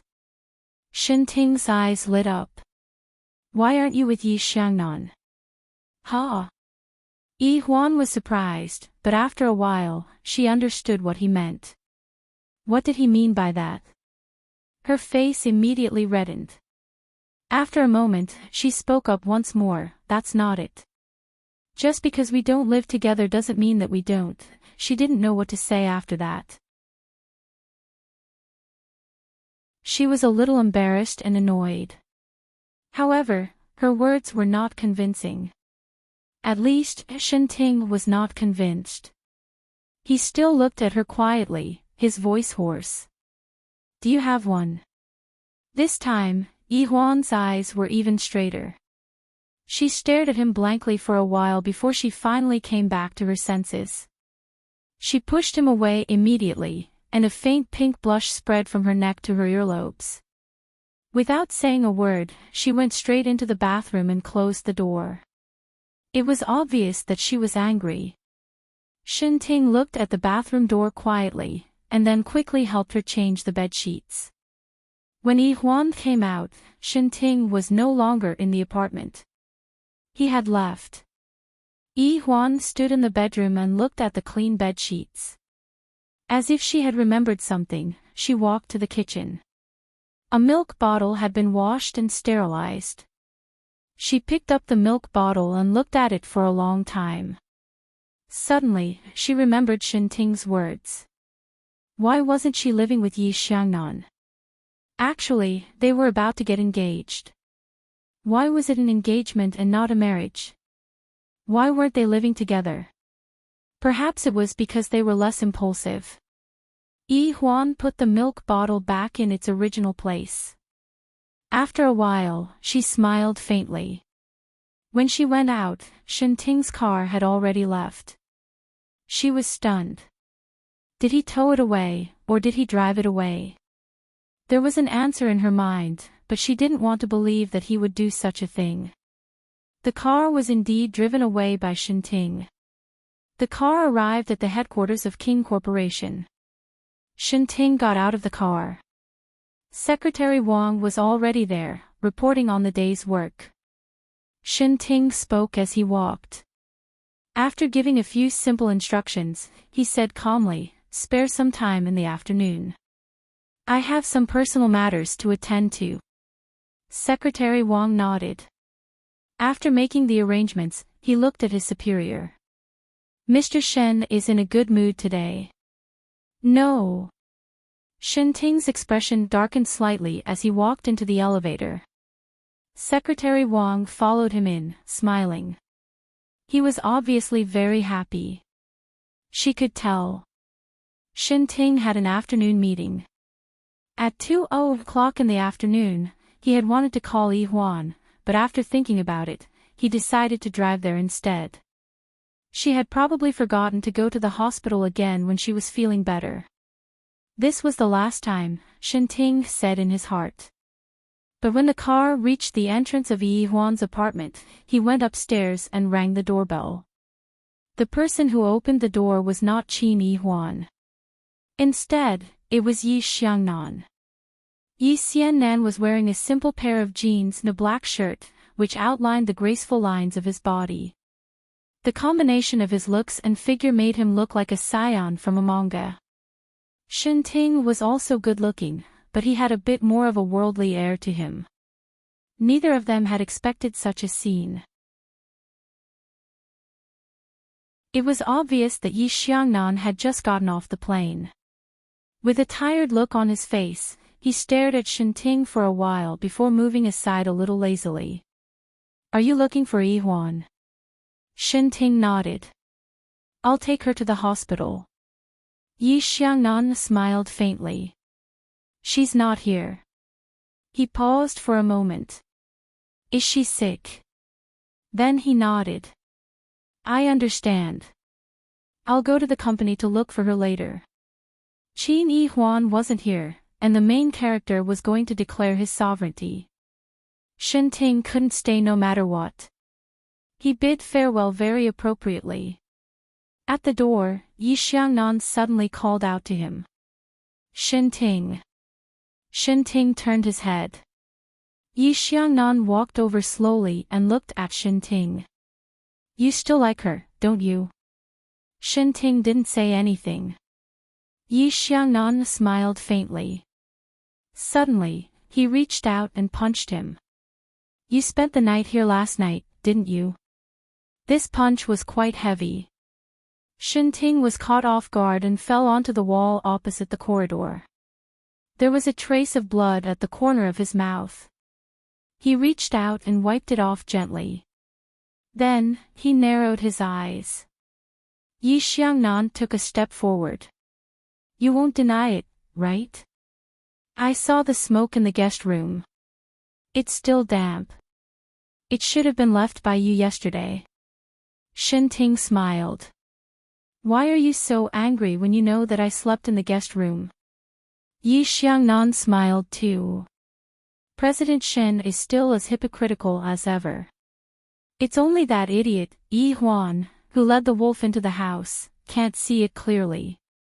Enchanting was definitely a wolf. If he wanted to, he could definitely swallow up the Qin family.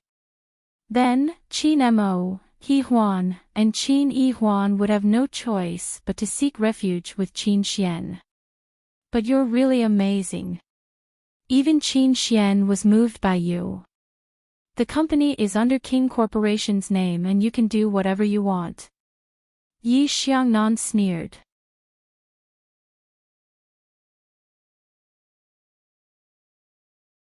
Chapter 4801. Memorize. But you're really something. Even Qin Xian was moved by you. The company is under King Corporation's name, and you can do whatever you want. Yi Xiangnan sneered. But speaking of which, Enchanting was really the biggest unscrupulous businessman he knew. No one could be so greedy and ruthless, and yet still be so elegant. He could advance and retreat as he pleased. If he didn't enter, it would be a beautiful story. But once Enchanting entered, he would have everything in his hands. Who would dare to say another word? Words had always been in the hands of those in power. Enchanting leaned against the wall and looked at Yi Xiangnan. "Why are you so emotional today, CEO Yi? Is it for yourself or for Qin Yihuan?" Yi Xiangnan sneered. "You know what you're thinking. Enchanting, aren't you tired of living like this? Doing so much for one person, I feel tired for you." Enchanting lit a cigarette and took a drag. "It sounds like you're encouraging me." Although he said it lightly, his tone wasn't pleasant. Yi Xiangnan stared at Enchanting. After a while, he said in a low voice, "Yihuan and I are about to get engaged." After he finished speaking, he slammed the door shut and left. Meanwhile, Enchanting was still leaning against the wall and smoking. His dark eyes were dark, and no one could tell what he was thinking. When Enchanting finished smoking and walked out, Qin Xian called Enchanting. Enchanting picked up. Qin Xian's voice was urgent, unlike his usual self. Brother Shenting, something happened.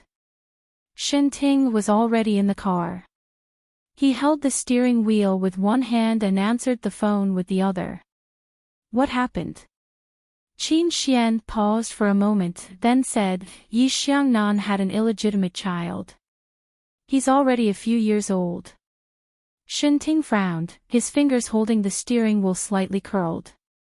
After a while, he said in a hoarse voice, I'm going to find Yi Huan now. Qin Xian nodded. I'll contact Secretary Wang to suppress the news. Shenting was furious all of a sudden. Bullshit. Shouldn't this be done by Yi Xiangnan? What kind of man could he be if he couldn't even protect a woman after what he had done? What was that punch just now? Shenting liked Yi Huan, but he had never thought of hurting her like this. He also disdained to take advantage of her weakness. After hanging up, the car slowed down. But when he arrived at the hospital, he found out that she was not there. She was in the company. Shenting immediately drove to King Entertainment. The building was surrounded by reporters, all waiting for the only princess of the Qin family to shed tears. The fairy tale of a princess and a prince had been shattered. The topic of Yi Xiangnan having an illegitimate child was like a blowout, and it was true. That child looked very much like Yi Xiangnan. One look and you could tell that he was from the Yi family. It was said that Yi Mubai had already beaten up his son. If the upper beam was not straight, the lower beam would be crooked. Shenting's arrival further proved that the matter was true. Otherwise, President Shen would not have appeared in person. On the way, Shenting had already called Qin Mo, indicating that he would handle this matter. As soon as he got out of the car, the reporters surrounded him in a frenzy, raising their microphones in front of Shenting. President Shen, will there still be an engagement party? President Shen, if this matter is true, will Miss Qin break off the engagement, or just bring the child over to raise herself? Shenting glanced at the reporters. Some people were still fearlessly pointing their cameras at his face. He took the phone, threw it on the ground, and stepped on it, smashing it into pieces.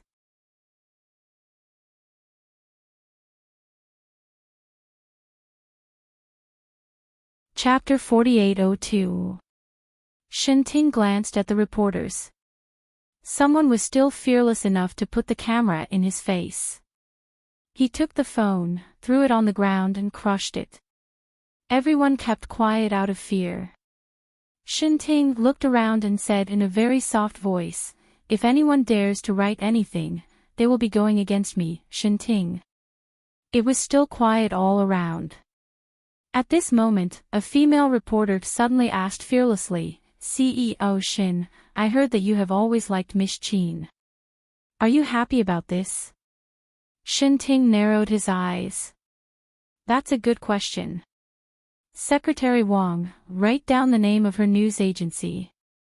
The female reporter who had been called out was stunned. Shenting left immediately and Secretary Wang came out to take charge. She had been with Shenting for a long time and she was like a roundworm in his stomach. Secretary Wang's voice was especially gentle, like a mother's. She gestured for everyone to be quiet. Mr. Shen has always been an easygoing person. He has a good reputation in the industry. If your words bring bad influence to Mr. Shen or Miss Qin, a good-tempered person like Mr. Shen will be angry. The phone was smashed on the ground and he was still saying he was nice. But no one dared to say anything. Secretary Wang continued, Miss Qin doesn't care about CEO Ye's private life. Besides, it's normal that you don't know about their past. I understand that you are on a mission and CEO Shen understands even more. He can't let anyone lose their jobs, can he? At this point, he had reached the main point. Secretary Wang smiled even more warmly. Of course, you can write. Democracy has long been achieved and everyone is free, right? But this happened in CEO Ye's house. Of course, you can write about CEO Ye, but this has nothing to do with Miss Qin and CEO Shin. If you want to write, there should be a limit. You can't drag innocent people into this, right? If you write something like that, not only CEO Shin or Miss Qin, even I will be angry. Secretary Wang smiled. Don't you think so? That's right. This logic seems to be logic. But gossip had no limits. Otherwise, what was the point of writing? But Shinting's attitude made it clear. Whoever dared to write nonsense would be killed. Who would have thought that President Shin, who usually looked gentle and amiable, was even more difficult to deal with than Yi Xiangnan from the Yi family? There was nothing left for them to stay. Hence, the reporters dispersed. After Secretary Wang settled the matter, he called Shinting and returned to the headquarters early. Shinting went straight to the top floor. He had worked for King Entertainment for a long time, but he had never been the CEO of King Entertainment.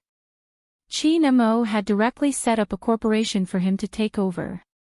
He went to the CEO's office on the top floor, where Qin Yihuan was sitting, crying.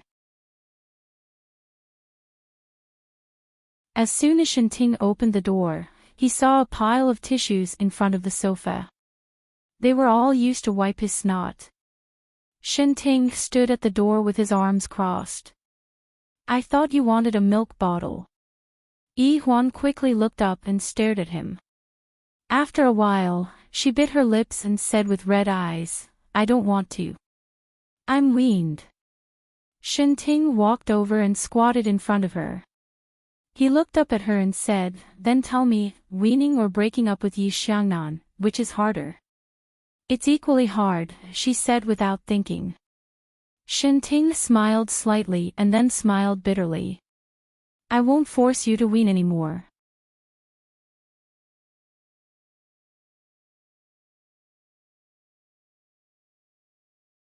Chapter 4803. Yihuan looked at Shinting and pursed her lips. After a long while, she looked out the window. Shinting, why are you here? Without waiting for him to reply, she said softly, don't you hate me? Shinting was still squatting in front of her. He reached out to touch her hair, but then gave up. Yihuan sniffed. Then you must be here to laugh at me. I'm so bad. Shinting smiled. I'll take you to the hospital. You have to be on the drip again today. I don't want to go. Yihuan looked down. The whole world is waiting to laugh at me. Shinting nodded. Yeah, losing Yi Xiangnan is terrible. What if I lose the milk bottle today? Yihuan widened her eyes and looked at him. Shinting sat down. It seems like the world hasn't collapsed yet. If you think that you can't live without Yi Xiangnan, then go find him now and tell him that you can accept an extra child. You can either bring the child back and raise it yourself, or accept his wives and concubines. Yihuan covered her face. How is that possible? If you can't accept it, then let it go. It's a simple choice, isn't it? He sighed. Follow me to the hospital. Yihuan was dragged along by him. Then she said in a daze, what about you, Shinting? Is it a simple choice too? Shinting didn't stop walking. If you really want to hear it, I don't mind telling you. Of course, Yihuan didn't want to hear it. She didn't dare to. She and Shinting walked out together. Unbeknownst to her, a group of reporters had gathered outside, blocking the parking lot of King Entertainment. Shinting looked at her. If you hide for a day, these people will follow you. Are you sure you want to hide forever? Yihuan didn't say anything. She just opened Shinting's car door and got in. It was the same car from the other day. It was obvious that he had left it at her apartment that night. Noticing that she was looking at him, Shinting smiled faintly. Isn't it normal for me to take care of you for one night when you're sick? Yi Huan didn't say anything and just sat there quietly. Enchanting took a tissue and handed it over. Tidy yourself up. Your face is all messed up from crying. It's so ugly. Yi Huan glanced at the rearview mirror. Indeed, her face was smudged and her eyes were swollen. Enchanting started the car and whispered after a long time, "Do you really like him that much?" "It's none of your business." Yi Huan bit her lip and snorted. Enchanting focused on the road ahead and took a moment to whisper, "Do you care more about Yi Xiangnan or your own reputation more?" Yi Huan took a deep breath. "I don't care about my reputation."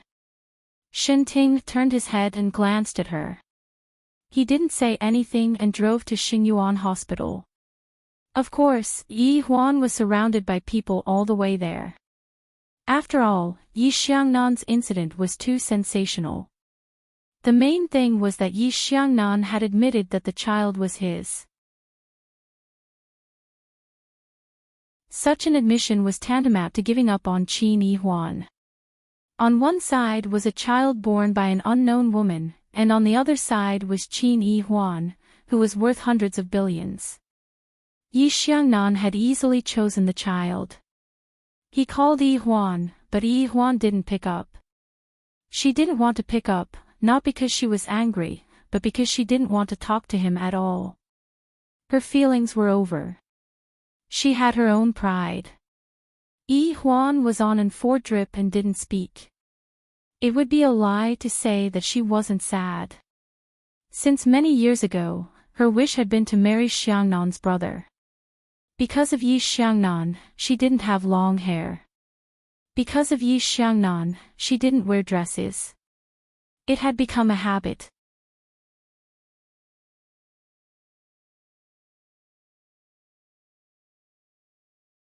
Chapter 4804.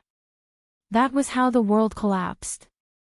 The only exception was that she had a short period of time with Enchanting in the middle. In fact, she knew very well that ever since that night, not only had her relationship with Enchanting changed, but her relationship with Yi Xiannan had also changed. So, when Enchanting asked her which was more important, Yi Xiangnan or her face, she said it was face. She knew that the child or Yi Xiangnan might not remember that night. It might even have happened unintentionally. And if she really loved him, she wouldn't be so determined. It was because she didn't love him enough that she was so decisive. Yi Xiangnan, too. Yi Huan was silent for a long time before she looked at Enchanting. "You knew it, didn't you?" Enchanting sat beside her and said calmly, "Yi Xiangnan has an illegitimate child. I'm not a prophet, so how could I have known?" Yi Huan looked down. "Between me and Yi Xiangnan," Enchanting laughed. "How would I know what happened between the two of you?" This was a very sly answer. Yi Huan was stunned for a moment and then didn't say anything. Enchanting smiled faintly and didn't say anything. After the drip was connected, Yi Huan said, "You don't have to care about me." Enchanting waited for her to put on her coat before saying, "Uncle called and asked you to stay with me for the next few days." She widened her eyes. "You still want to stay at my place?" Enchanting's voice was very calm. "Stay at my apartment." Yi Huan never knew that he had bought an apartment outside. She thought that he would stay in the villa for the rest of his life and even marry a wife and have children. She looked at him strangely and refused. "I can live by myself." "Then what? Are you going to stay at home and cry because of the reporters?" She was a little angry. "I won't stay at home and cry. Go live with me." Enchanting's voice was a little hoarse. "After everything is over, you can live wherever you want."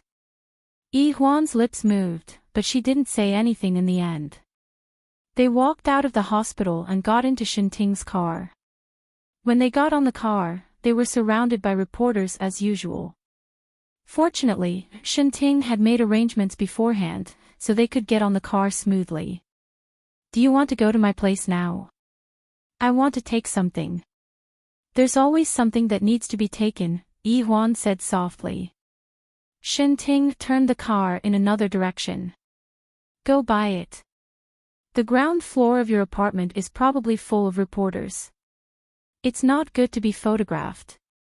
Yi Huan just looked at him. She felt that his reason wasn't sufficient, but she didn't say anything. Shinting drove for about 20 minutes. First, he took her to a restaurant. This restaurant was much more private than the vegetarian restaurant that day, mainly to avoid the reporters. Sitting in the private room, Shinting was ordering dishes when Yi Huan's phone rang. She glanced at it and saw that it was Yi Xiangnan calling. So he hung up. Shinting seemed to know who the caller was. His voice was calm as he said, "If you want to answer it, then answer it. It's not a good thing to be in a deadlock." As he said that, he glanced at her. Yi Huan didn't say anything. Shinting continued to order dishes, most of which were nourishing. The manager served them personally. One look at the two of them and she knew it. And this meal, although delicious, was tasteless. Yi Huan was listless. Later, halfway through the meal, Yi Xiangnan called again. This time, Yi Huan picked up. She only heard a few words from the other side and hung up. Then, he continued to eat quietly. Shinting stared at her.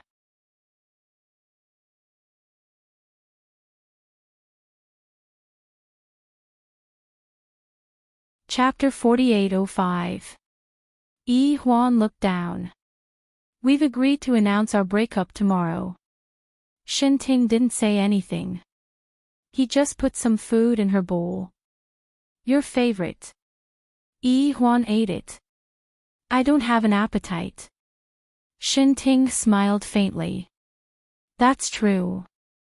You can't eat when you've just broken up. Then don't eat.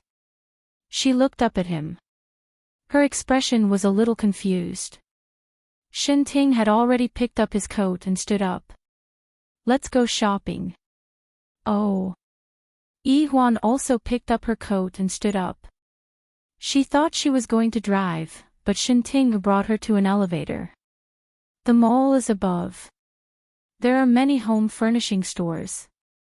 Yi Huan stood beside him. They looked like a couple. At this time, the elevator opened again on the upper floor, and more than 10 people came in. Yi Huan was pushed to the side, and Shinting grabbed her, and then her back was pressed against his chest. Be careful. Shinting's voice sounded above her. Yi Huan was a little embarrassed. At this moment, the people at the door of the elevator squeezed in. Yi Huan had no choice but to stick closer to him. The people in front of her made her feel uncomfortable. Shinting stretched out a hand in front of her waist, blocking her from the others. But this meant that she was in his arms. Her nose was filled with a pleasant masculine smell. It was refreshing and had a faint smell of tobacco. Yi Huan struggled a little. Shinting murmured, "Don't move." Ah. Soon, she didn't dare to move. She just quietly moved her body. Shinting's arm tightened. When they walked out of the elevator, the way Yi Huan looked at him was especially strange. Shinting smiled. Is there a problem? Yi Huan said, Of course there's no problem. Not only was there no problem, but it was also very good. Because she didn't bring anything, he bought everything for her from head to toe. Pajamas, sweaters, shoes, and so on. Shinting let her make her own decisions and only occasionally gave some advice. Basically, Yi Huan felt that shopping with Shinting wasn't bad, and she wouldn't feel particularly cold either. She wondered if he would be like this when he was with Baianin. Shinting stood up and said, Let me do it. Yi Huan looked at him. I brought my card. Enchanting held her arm with one hand and gently pulled her to the side. He quickly swiped his card. After he was done, he looked at the bill. It was only 100,000 yuan. He looked at her. You don't have to save money for me. That's not it. I don't think I need to limit the number of pieces I usually wear, right? Yi Huan said weakly. Usually, she was still very casual, especially now that she was living at Enchanting's place. Of course, she would not be particularly grand, that would seem very strange. Enchanting looked at it and could roughly guess what she was thinking. He did not say anything and directly picked up the things. Yi Huan thought that they would go back soon. She was also a little tired. Enchanting took her to a household goods store, which was an Italian brand. Don't tell me you only have one set of tableware and other things. She looked at Enchanting suspiciously. Enchanting smiled slightly and did not say anything. He just strolled casually. She could only follow him. Enchanting quickly picked a set of cups and asked someone to wrap it up. Yi Huan only felt that he was bored today. Secretary Wang often called her and said that her Mr. Shen was very busy every day.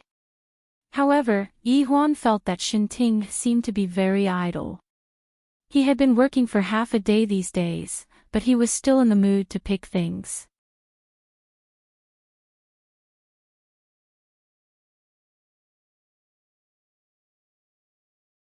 Chapter 4806.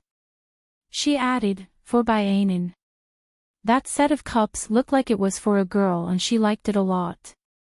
Enchanting seemed a little surprised as he raised his brows. It's for my own use at home. She replied with an "oh" before questioning his taste.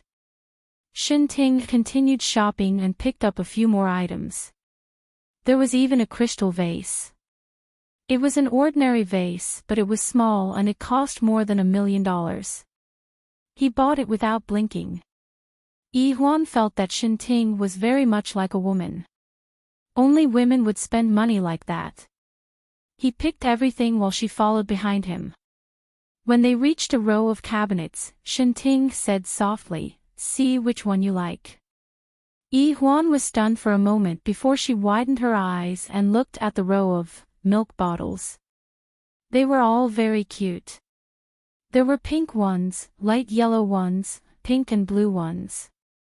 There were all kinds of milk bottles. Yi Huan bit her lower lip. Are you buying them for me? Take your pick, he said generously. Yi Huan liked all of them very much.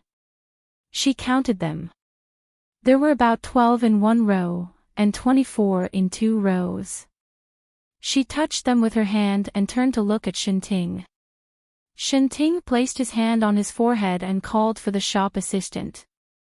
Wrap up these 2 rows. We'll take one with us and have it delivered to the address tomorrow. The shop assistant was also stunned for a moment. Although this gentleman had just bought the most expensive vase in their store, she still needed to tell him, "Sir, this kind of milk bottle is the only one. The price is 12,000 yuan per bottle." Expensive. That was how expensive their products were. People were willing to buy them. Enchanting nodded. Wrap them up. I'll take them all. The shop assistant's eyes were filled with stars. Madam was too rich. She quickly brought Enchanting to swipe his card. Other than the milk bottles, he carried everything else away. Yi Huan hugged one of her favorite milk bottles and followed behind him. After a while, she jumped up and said, "You're quite strong." He glanced at her. "I'll go to the gym." Yi Huan thought for a moment and gently pinched his arm. Enchanting looked at her again and realized that she had probably forgotten about Yi Xiangnan, at least for now. He lowered his eyes and thought to himself, sure enough, the milk bottle is more important than Yi Xiangnan. When they arrived at the parking lot, he immediately stuffed Yi Huan into the car and turned on the heater. He carefully put the things in the trunk. When he got into the car, he looked at the time. It was already 9:00 in the evening. Let's go back. After he finished speaking, he looked at Yi Huan. She was still playing with her milk bottle. She looked quite engrossed in it. She had probably already thought of how to hug it to sleep tonight. Yi Huan suddenly said, "I forgot the milk powder. Why don't you get it from my place? I'll buy it." Shinting started the car. "It's the brand you usually like to drink." Yi Huan replied with an "oh" and continued to hug it. Then, she felt that there was something wrong with their conversation. She did not say anything because it was really embarrassing. It was not a glorious thing for a 25-year-old to hug a milk bottle to sleep. However, when she thought about how this person was Shinting who had watched her grow up, she felt that it was only natural. After driving for about 10 minutes, they arrived at Shinting's apartment. When Yi Huan got out of the car, she realized that it was a prime location in B City. Moreover, it was an apartment above a hotel. It was about 200,000 yuan per square meter. Shinting's apartment was 600 square meters and took up an entire floor. Moreover, the interior decoration was quite luxurious. It was a style that she had not expected.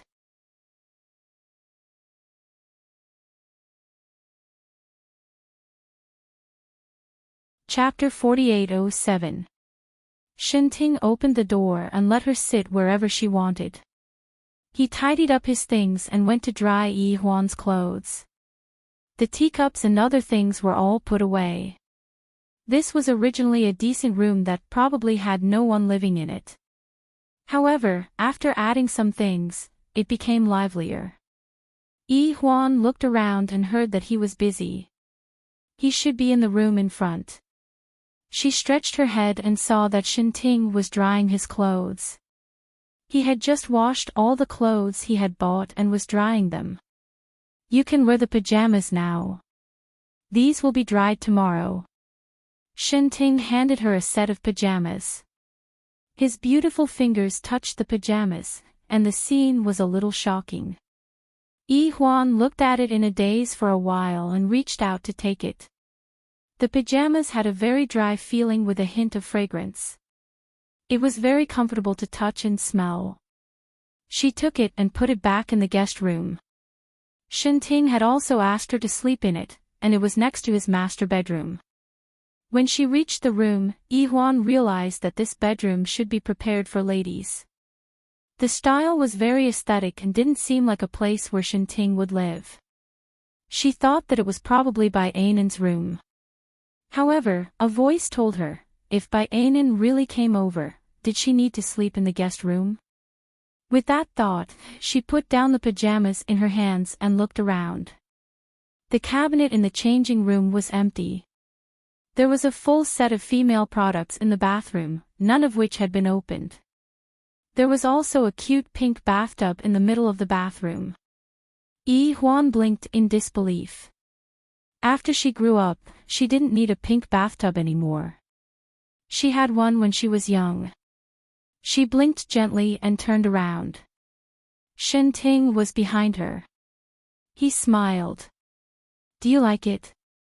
Yi Huan looked at him for a long time before biting her lips. "It's very expensive, right?" Shinting's expression was a little strange. "I thought you would ask why there was a pink bathtub instead of worrying about whether it's expensive. After all, whether it was the Qin family or Shinting, it wasn't a big problem to buy such a bathtub." Yi Huan pursed her lips. "I just feel that I've grown up. I don't need to have one everywhere. It's too extravagant." Shinting chuckled. "How did you know that this was specially bought for you?" "Ah." Yi Huan didn't say anything. It seemed that she had just realized that this was a very hidden problem. Yeah, why did she feel that he had bought it for her the moment she saw the pink bathtub? Was it because she had owned it before? Perhaps Bai Ainan liked it too. At this time, she was a little depressed, feeling that she had thought too highly of herself. His lips quivered.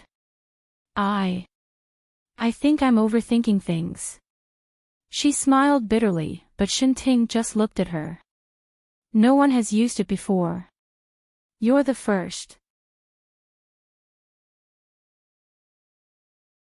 As he spoke, he walked out.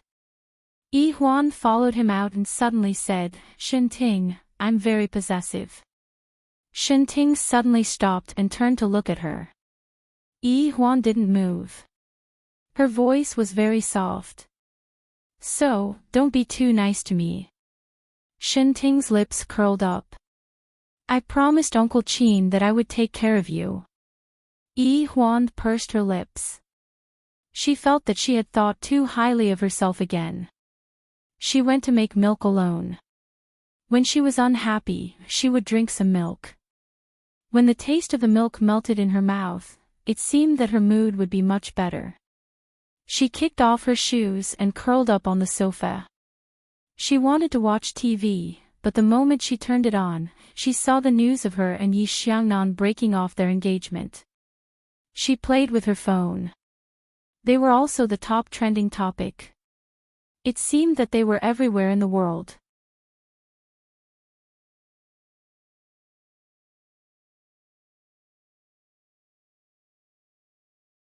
Chapter 4808. She curled up on the sofa, intending to watch television. However, the moment she turned it on, all she saw was the news of her and Yi Xiangnan breaking off their engagement. She played with her phone. They were the top trending topic as well. It was as though the entire world was filled with news about them. Huan threw her phone down and switched off the television, sitting there in a huff. She was reminded of something that she had temporarily forgotten. She lowered her head, looking extremely dejected. Enchanting made a cup of coffee and sat beside her. The news is so overwhelming that it's hard to guard against it. She did not say anything, merely hugging the milk bottle and leaning on his shoulder gently. Enchanting, don't push me away. I just want to lean on you for a while, just a while. She was a little tired. Perhaps it was because after maintaining their relationship for so many years, she was already tired. She did not know whose problem it was between her and Yi Xiangnan, but it was different from others. They had both tried their best. Perhaps, they had been waiting for the other party to break up with them. No one had said that they would get engaged. They had yet to experience happiness. Actually, even if they got engaged and married, it would still be the same. Huan could not find the feelings that she liked back then. It should be the same for Yi Xiangnan as well. She wasn't a block of wood either. She could more or less sense the changes in men. Huan leaned against Enchanting, and he also let her lean against him. Brother Enchanting, am I a failure? I've lost a lot of things. Her voice carried a tinge of vulnerability. Maybe it's because I'm too greedy. I'm such a bad person. That's why I'm like this, right? Enchanting's gaze was a little calm. After a long time, he said softly, no. He lowered his head. Huan, do you really love him that much? Huan could not say it out loud. She had only truly matured in the past few years. All her attention seemed to be on Enchanting and her estrangement. As for her relationship with Yi Xiangnan, she did not really care much. That realization made her jump up immediately. When she stood up, her face was not looking too good. She ran her fingers through her hair gently. After a long time, she mumbled, I'm going to sleep first. Enchanting pulled her to sit down. Stay with me for a while. I'm going to finish my coffee. Oh, she replied and then leaned against the sofa, looking quite obedient. Enchanting drank his coffee for half an hour. When he was about to take a sip, there was a knock on the door. Open the door. He moved his chin. Huan supported her head with her hand. It's so late. Who would come? However, she still went to open the door. To her surprise, there was a delivery boy at the door. He was holding a very delicate box with a black rose in it. Mr. Shen specially flew it here. The young man smiled warmly and asked Yi Huan to sign it. Yi Huan was stunned for a moment, but she quickly signed it. She took it back, hugged it, and looked at Enchanting. One rose by air. Aren't you exaggerating a little too much? I bought a vase, didn't I? He put down the coffee cup in his hand, walked over to take the box, opened it, and asked her to fill the vase with water, prune the branches, and put them in. Put it on your bedside. He handed it to her. Yi Huan felt that it was very strange. She took it. Is it a gift? Yes. He sighed softly. I should have prepared an engagement gift for you. Now I can save a lot of money. Yi Huan looked at him. But I feel that you seem to be gloating. Am I? Enchanting actually laughed. Yi Huan put the vase down.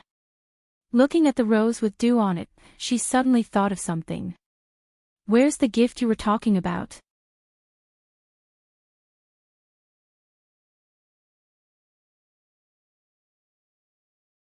Chapter 4809. Memorize. Yi Huan put the vase down and looked at the dewy rose.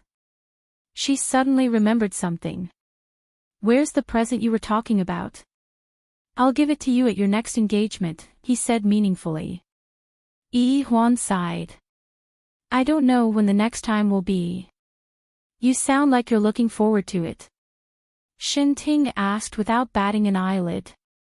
Yi Huan blushed. After a long time, she said, I want to go abroad to Italy to learn photography. Maybe for a few years. Enchanting frowned slightly. Did you suddenly have such an idea after being dealt a blow? What about King Entertainment? Don't tell me you're throwing it to me again. I won't accept it. He paused. Many people are already saying that I'm trying to get the Qin family. If you go abroad, I really won't be able to clear my name. Yi Huan fiddled with the vase and said nonchalantly, Dad doesn't care who inherits it. Also, I don't think you care if you can clear your name. Besides, are you very fair? At that moment, in her bedroom, Enchanting narrowed his eyes. I thought you already knew. Already knew? What do you mean already knew? Yi Huan took a few seconds to understand what he meant. Then she blushed. He was really shameless. But she had done it on purpose that night. She was in the wrong, so no matter how embarrassed she was, she thickened her skin and pretended she didn't understand. They were still living together now. Just as she was about to move out the next day, Enchanting asked again, You think I'm a scammer? He held out his arm to her. So that was it. Yi Huan let out a long sigh of relief. Remembering the topic earlier, she continued, I always wanted to go to Italy, but I thought I'd get married and have children. Now that I'm not in a hurry, I might as well go away for 2 or 3 years. Besides, there's not much to do here at King Entertainment. I can handle it in Italy. Dad, you and Qin Xian are the most important things. She said this as if she had already made up her mind. Enchanting stared at her and said softly, That's good. What was good? Yi Huan didn't understand what he meant and didn't dare to ask. But it didn't seem as uncomfortable now. Enchanting walked out of her bedroom and said, I'll make you another glass of milk, but when you sleep, it's best if you don't hug it. It's the same if you put it beside your pillow after drinking it, or hug an empty bottle. I don't want to come over early in the morning to help you change your bed sheets. Yi Huan blushed. At this time, Enchanting turned her head and suddenly smiled. Actually, it's a good thing not to marry Yi Xiangnan. I can't imagine him changing your bed sheets every day. He teased her for a long time, and Yi Huan finally couldn't stand it anymore. She took a pillow and threw it at him. I curse you to never get a wife and to never change the sheets for me. Enchanting seemed to be stunned for a moment, then he smiled. As long as you're not married, I don't mind you staying here. Stay here all this time. She didn't want to. She wasn't his wife. Plus, Baianan would be unhappy. Huan thought as she showered.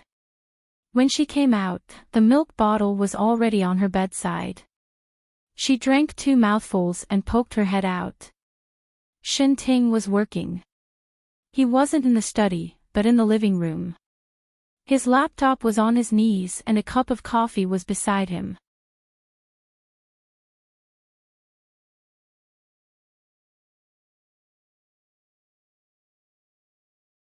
Chapter 48:10.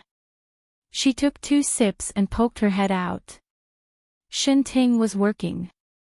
He wasn't in the study, but in the living room. His laptop was on his knees, and there was a cup of coffee beside him. Huan adjusted her pajamas and ran over to lean against him. You're still working. Enchanting, you work all day. Do you have time to find a girlfriend? His fingers tapped on the keyboard, and he didn't even raise his head. Isn't Baianan your girlfriend? Actually, it was probably true. If she married Yi Xiangnan, he and Baianan might really get married one day. The kind that was as calm as water, and they wouldn't be attracted to each other. At least, Enchanting wanted to be serious about Baianan, but they weren't attracted to each other. He didn't have the time and energy to find another woman who was attracted to him. So, if his parents really urged him to marry Baianan when he was old enough, he would marry Baianan directly. A perfect marriage partner with good genes, a good family background, and a good match. That was enough. But now, it was different. Qin Huan and Yi Xiangnan suddenly broke off the engagement. To be honest, Enchanting didn't feel ecstatic. He was angry with her, and he didn't plan to take advantage of her now. He just wanted to take care of her. So, he told her that Baianan was his girlfriend. He didn't need to explain to Huan about the tacit understanding between him and Baianan. If he told her everything, the ending wouldn't be any different from the night Huan turned 18. Enchanting was no longer the Enchanting from 7 years ago. He was mature and a little scheming. Actually, it was just like what Yi Xiangnan said. If he wanted the entire Qin family, he could do it in a matter of minutes. The reason why he didn't move wasn't because of Qin Mo and Huan's care, but because of Huan. So, he set himself in a position where he didn't need to look up to her, but he was still a good person. He had real power, but no one dared to say that he made the Qin family a mere figurehead. Enchanting also understood that all of this was tacitly approved by Qin Mo. All of these gave him a sense of propriety. This was a man's way. Perhaps Qin Mo had already made his choice. After Enchanting said that, Huan said, "Oh, that's right. You have a girlfriend." Enchanting nodded. She's quite busy, so she's not clingy. Most of the time, she doesn't go on dates. All girls like to date. There are very few workaholics. Huan sighed while holding the milk bottle. She seemed to be very experienced. Enchanting smiled. What about you? I haven't seen you and Yi Xiangnan go on many dates in the past few years. It wasn't that he paid too much attention to her, but Yi Xiangnan spent most of his time abroad. Huan wasn't very busy, but she wouldn't accompany him.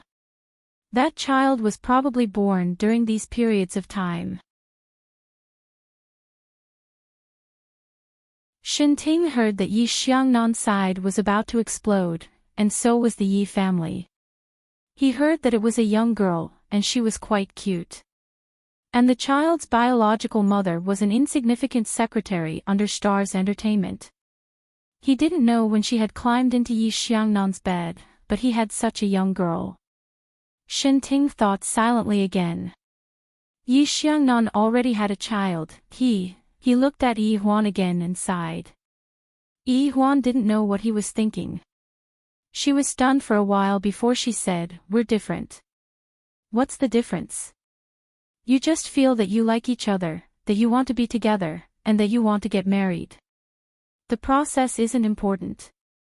What's important is that you marry that person," Shinting said bluntly.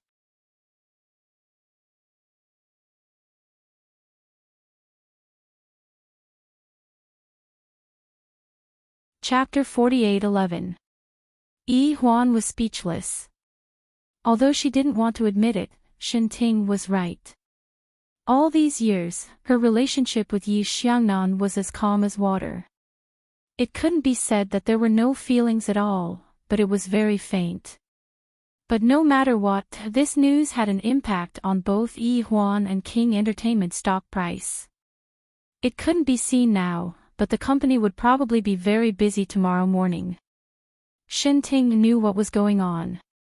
Although it would be chaotic for a while, it wouldn't collapse. Now, what was important was Yi Huan's mood.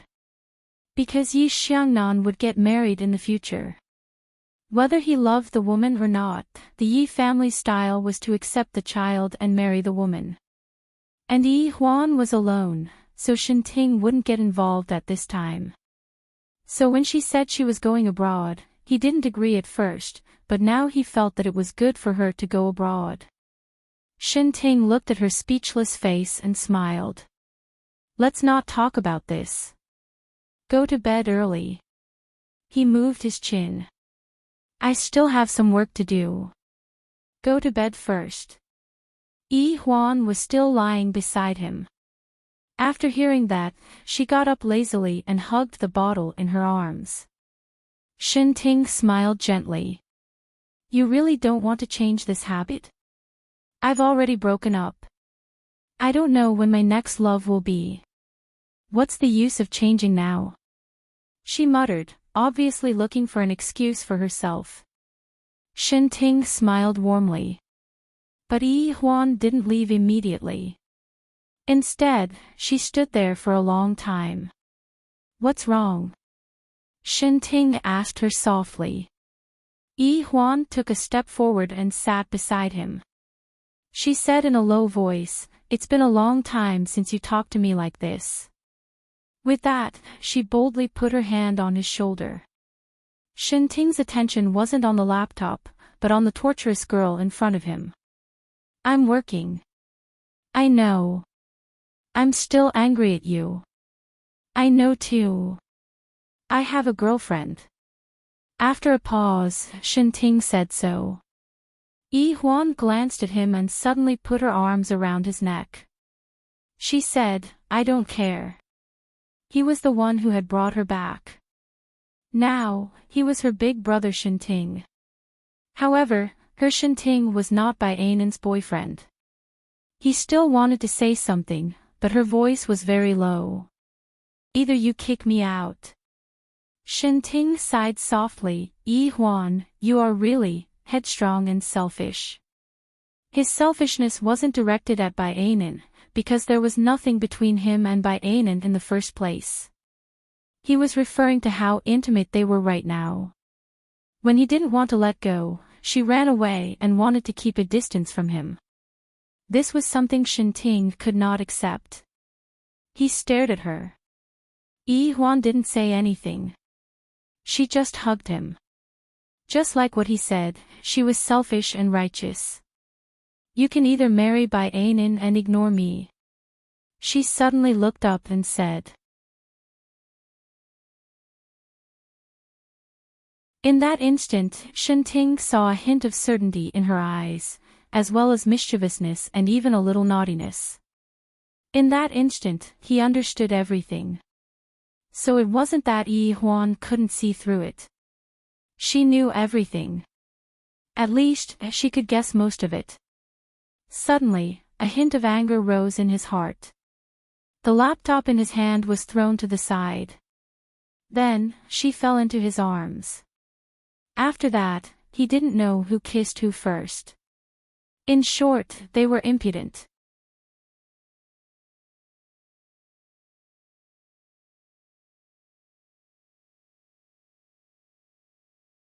Chapter 48:12. Enchanting left gracefully. He still had some matters to settle. He was really a busy man. Secretary Wang was not exaggerating at all. Moreover, he had been accompanying Yi Huan for the past few days, so he had a lot of things to settle. After he left, Yi Huan couldn't sleep. It was useless to lie on the bed with the bottle in her hand. She couldn't fall asleep no matter how she tossed and turned. She clearly didn't recognize the bed. At 1:00 at night, she still couldn't stand it anymore. She got up and looked outside. Enchanting was still working. He heard the movement and turned his head. "Why aren't you sleeping? Heat the milk." Yi Huan coughed lightly. Enchanting laughed and said, "Qin Yi Huan, do you really think of yourself as a baby?" It was enough that she held the bottle, but she still had to heat the milk at night. Yi Huan was quite righteous. "It doesn't taste good when it's cold." She went to heat the milk. Enchanting saw that she was busy, so he closed the notebook and walked behind her to take the bottle from her hand. "Make another cup." Yi Huan watched him pour the milk in the bottle and said with a little heartache, "What a waste." Enchanting glanced at her and didn't say anything in the end. Yi Huan didn't say anything and smiled fakely. He made her another cup of milk and said a little speechlessly, "You drink this all day long. You smell like milk." Yes, the 25-year-old Yi Huan still smelled like milk, but it smelled good. Enchanting didn't tell her that it smelled good. This was also one of the reasons why he didn't object to her drinking milk. He liked the smell very much. As a mature man, a man who had a lot of things to deal with every day, he wouldn't take the initiative to say it. Enchanting put the bottle in her hand and smiled. "Sleep soon." Yi Huan nodded and walked a few steps. Suddenly, all the electricity was cut off. Then, there was a flash in the sky, accompanied by the sound of thunder. It was dark all around, and she couldn't see her fingers in front of her. Yi Huan instinctively hugged Enchanting. Her teeth were chattering. "I can't see anymore." Enchanting's heart ached. He knew that she was afraid of the dark and that she couldn't be alone in a confined space, because she had been locked up as a child. They were kidnapped together and locked together in a small dark room. There was no one else, no food, and no water. They endured for more than 30 hours. All they had was Enchanting's warm embrace. Yi Huan was very afraid. She gently curled up in his arms. She was very afraid that Enchanting would also disappear. "Don't be afraid, I'm here." He comforted her softly, then made a call to find out when the electricity would be restored. However, the news he got from his phone was not good. He picked her up and walked to the window.